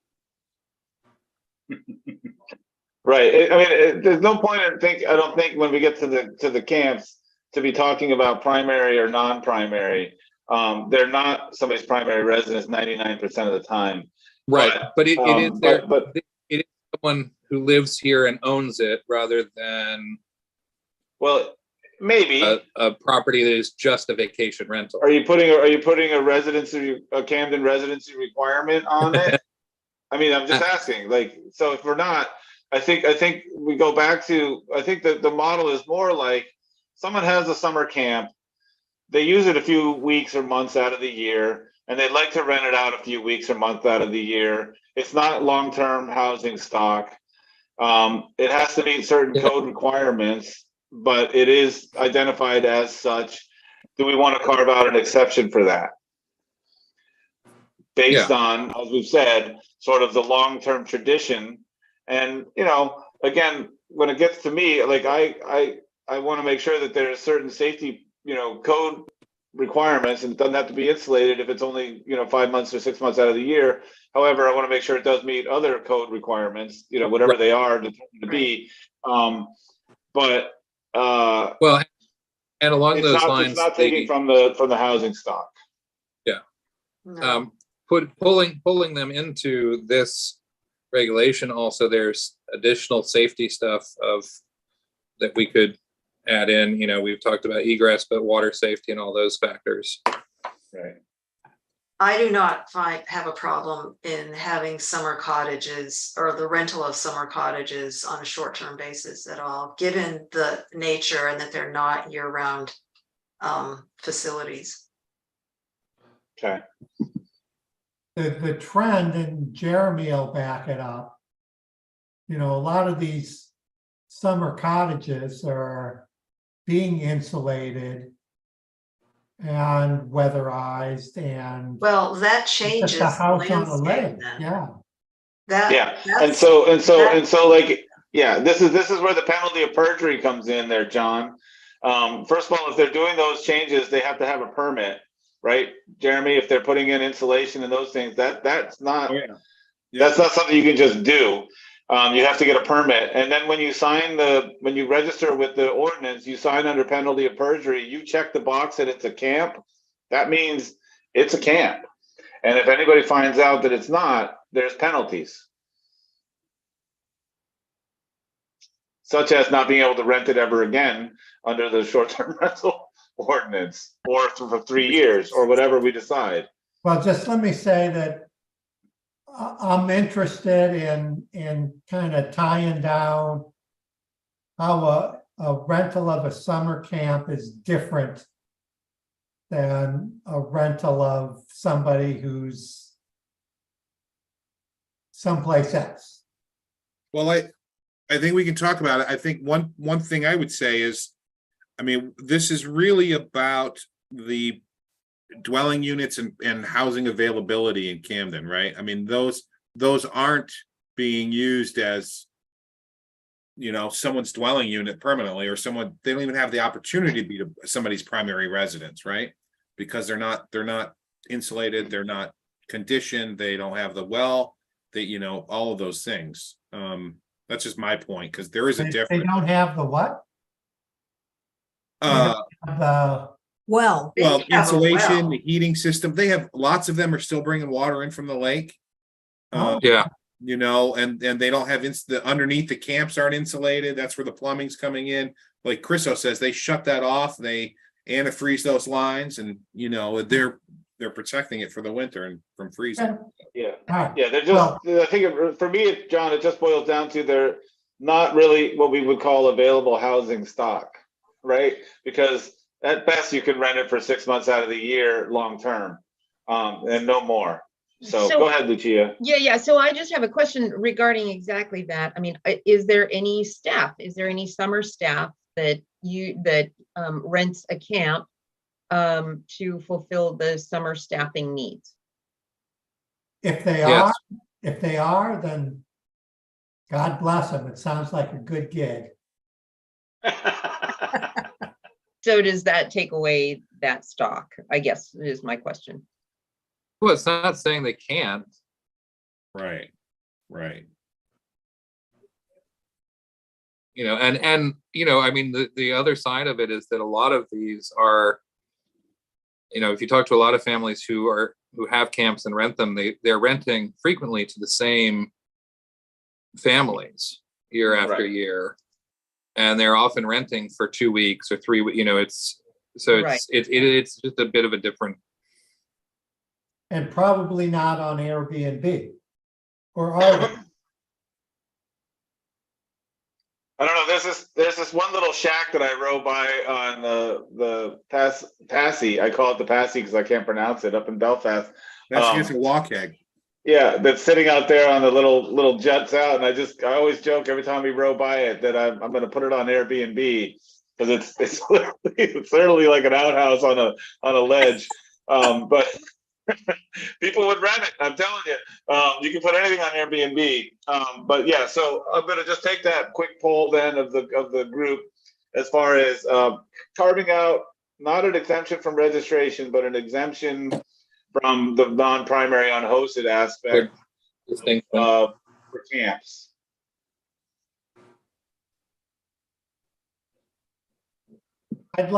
I need to have more information. I'm all Sure. for them, you know, and I appreciate the history. I just think that we need to be consistent and able to explain why we're carving this out from the other regulated properties. Yeah, and I hear that. And I hope there's a way. I hope there's Yeah. a way. I think for me again, it's the fact that it's just not housing stock. That's it, and we're ensuring safety and registration still. But that Yeah. may not be enough to sway you, but that's how I look at it.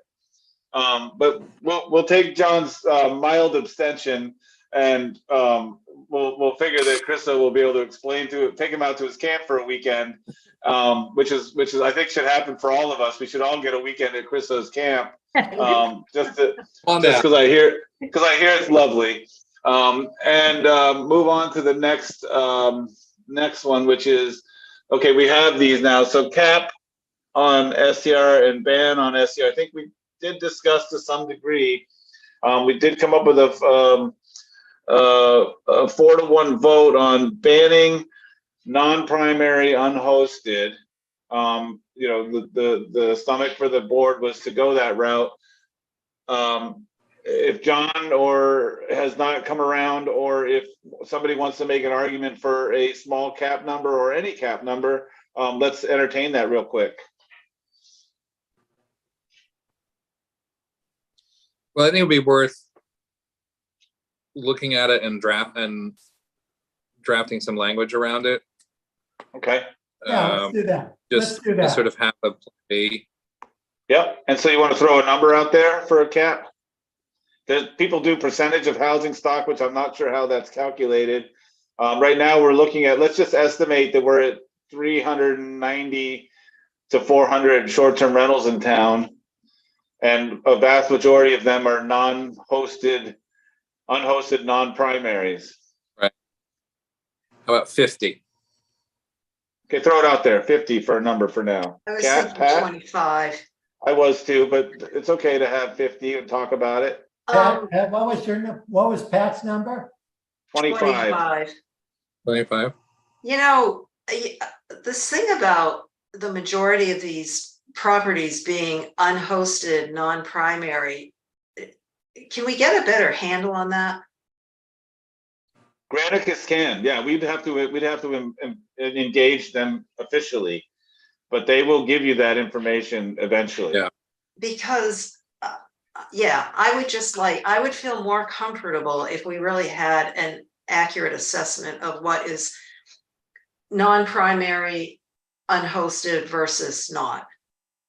Mhm. It's a chicken and an egg scenario, and that and they like it this way, is Granicus could provide us with information that would help us come up with that number as to what we want to cap.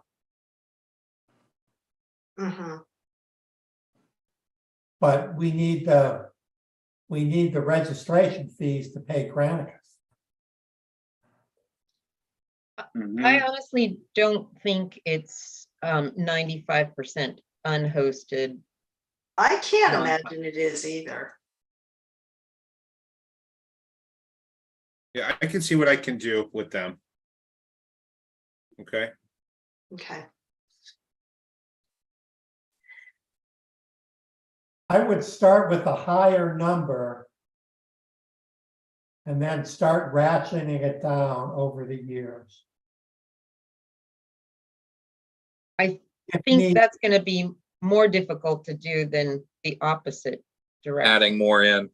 Yeah, I think that's sort of what, and I think this raises a great point, and I do want to raise this because I meant to talk about it. If we set a number and people's predictions of hellfire and rain on the economy of Camden or anything like that, these numbers can be adjusted, and it can be based on experience. And I do agree. I remember Granicus's warning. It's much more difficult to take away a right that's already been granted than it is to grant more. So with that wisdom, I do think maybe perhaps a lower number to start, and then say, oh, we've seen, all of a sudden now there's all these long-term rentals are available, or there's all this housing stock, or whatever it is, or the town is hurting. The lodging is at 98% capacity, and we're noticing fewer people coming through. Anything, because we care about the businesses and the health of the town. That is part of our charge, and we're trying to balance everything on the head of a pin. Obviously, this is just one, as I've said before, prong of the fork. But so I'm okay with 25. I would like 25. I'm okay with 50 as a point just for a draft of an ordinance. There's certainly no harm in putting a number in there. So why don't we poll it 25? That's a 4-1. Sorry, John, but you can make it unanimous. Okay. 50. Make it unanimous. Well, John's in at 50, and we will definitely look at that and address it. And I think again it will be helpful. That's where data will come in, and so absolutely, I don't think you're going to find a huge amount of resistance, John, if we want to start talking about raising that number a little bit. So that's a cap on non-primary unhosted, which means, we've already given the vote on the ban. So there's some stomach for that as well. We just we wanted to see some language, Jeremy and Shenley, on both. mm-hmm. The way they did it was they just didn't include it as a definition, which we made your work a little bit harder for you, because if we're putting a cap, you have to define it. Yeah. But let me ask a question of Jeremy and Shenley then. You've heard the discussion tonight. Are there issues that you would like input from us on that we haven't touched on? No, I think it's pretty. I think you guys got more focused than I anticipated today. So I'm Same. Same. I'm pleased. I mean, I think, to be honest, I think Shenley and I can probably take Cape Elizabeth and run with it based on this discussion and some of the notes we've taken, and what AI is going to provide us with some notes too. So You might Yeah, want AI write the ordinance. I don't know if you guys have I don't know if you guys have seen this, but AI is giving us reports on our meeting as it's happening. Yes. Oh, yeah, I know. I'm getting I haven't seen I'm getting them to my email. It's telling us what we're talking about. It's really, really interesting how they characterize things. So yeah, Jeremy and Shenley, you can submit the Cape Elizabeth ordinance, ask it to translate it into That's right. Camden. For sure. For sure. Camden speak based on the content of the Zoom meeting. Perfect. Yeah. I just want to run through a few of these last ones quickly. I only have my spreadsheet up at this moment. We had the short-term rental adjacent discussion. Did we vote on that one? I think so. Which one? short-term rental adjacent. That's Yeah. the abutting properties. I- I'm not sure we voted on it. I think we No, we discussed it at didn't. length. Anyone want to propose that that should be something that we want to allow? I could see it only from the fact that I think it probably hardly ever occurs. I mean, without hopefully Again, changing the landscape of things, but I don't think, I mean, as I said earlier, I think allowing some space for those who are currently doing it and doing it properly to either get, The ones that I know that are doing it properly are doing it longer term than just short term. in a couple weeks. So I think we can try to see if that would work. So let's just say right now, we're pretty much a no as a board on adjacents, but I don't think anybody is dead set against it if it was like, if there was a case made. So let's leave that one kind of Be a kind of- nebulous, but not necessary to include at this time. The STR registration records, kept by owner, must be able to submit to town if required. I don't think anybody's gonna have a problem with that. That's part of sort of the general rule. All in favor? Yeah, Yeah, okay. And then, property taxes, water and sewer fees, all must be up to date. And this would be a given for owner to get a registration. I think that's part of the registration packet. You have to be up to date on all taxes and sewer and water fees. Yep. Yes, yep. Okay, and then if somebody else has the extended version from Pat, there's a couple more rows. yeah, I wasn't sure if we could, or how commercial properties were taxed, and if they have to be in certain zoned areas in town, and if that was any way to limit some of these short-term rentals, if we could label them as commercial use. Yeah, that's a question for Carrie, and I think it's possible to do that. And the way Cape Elizabeth did this, at least with, they actually defined these, made these short-term rentals allowed uses in the zones, is how they did it. So that's what I envision us doing. So we'll have to add a short-term rental, unhosted, primary, whatever, into each zoning district currently.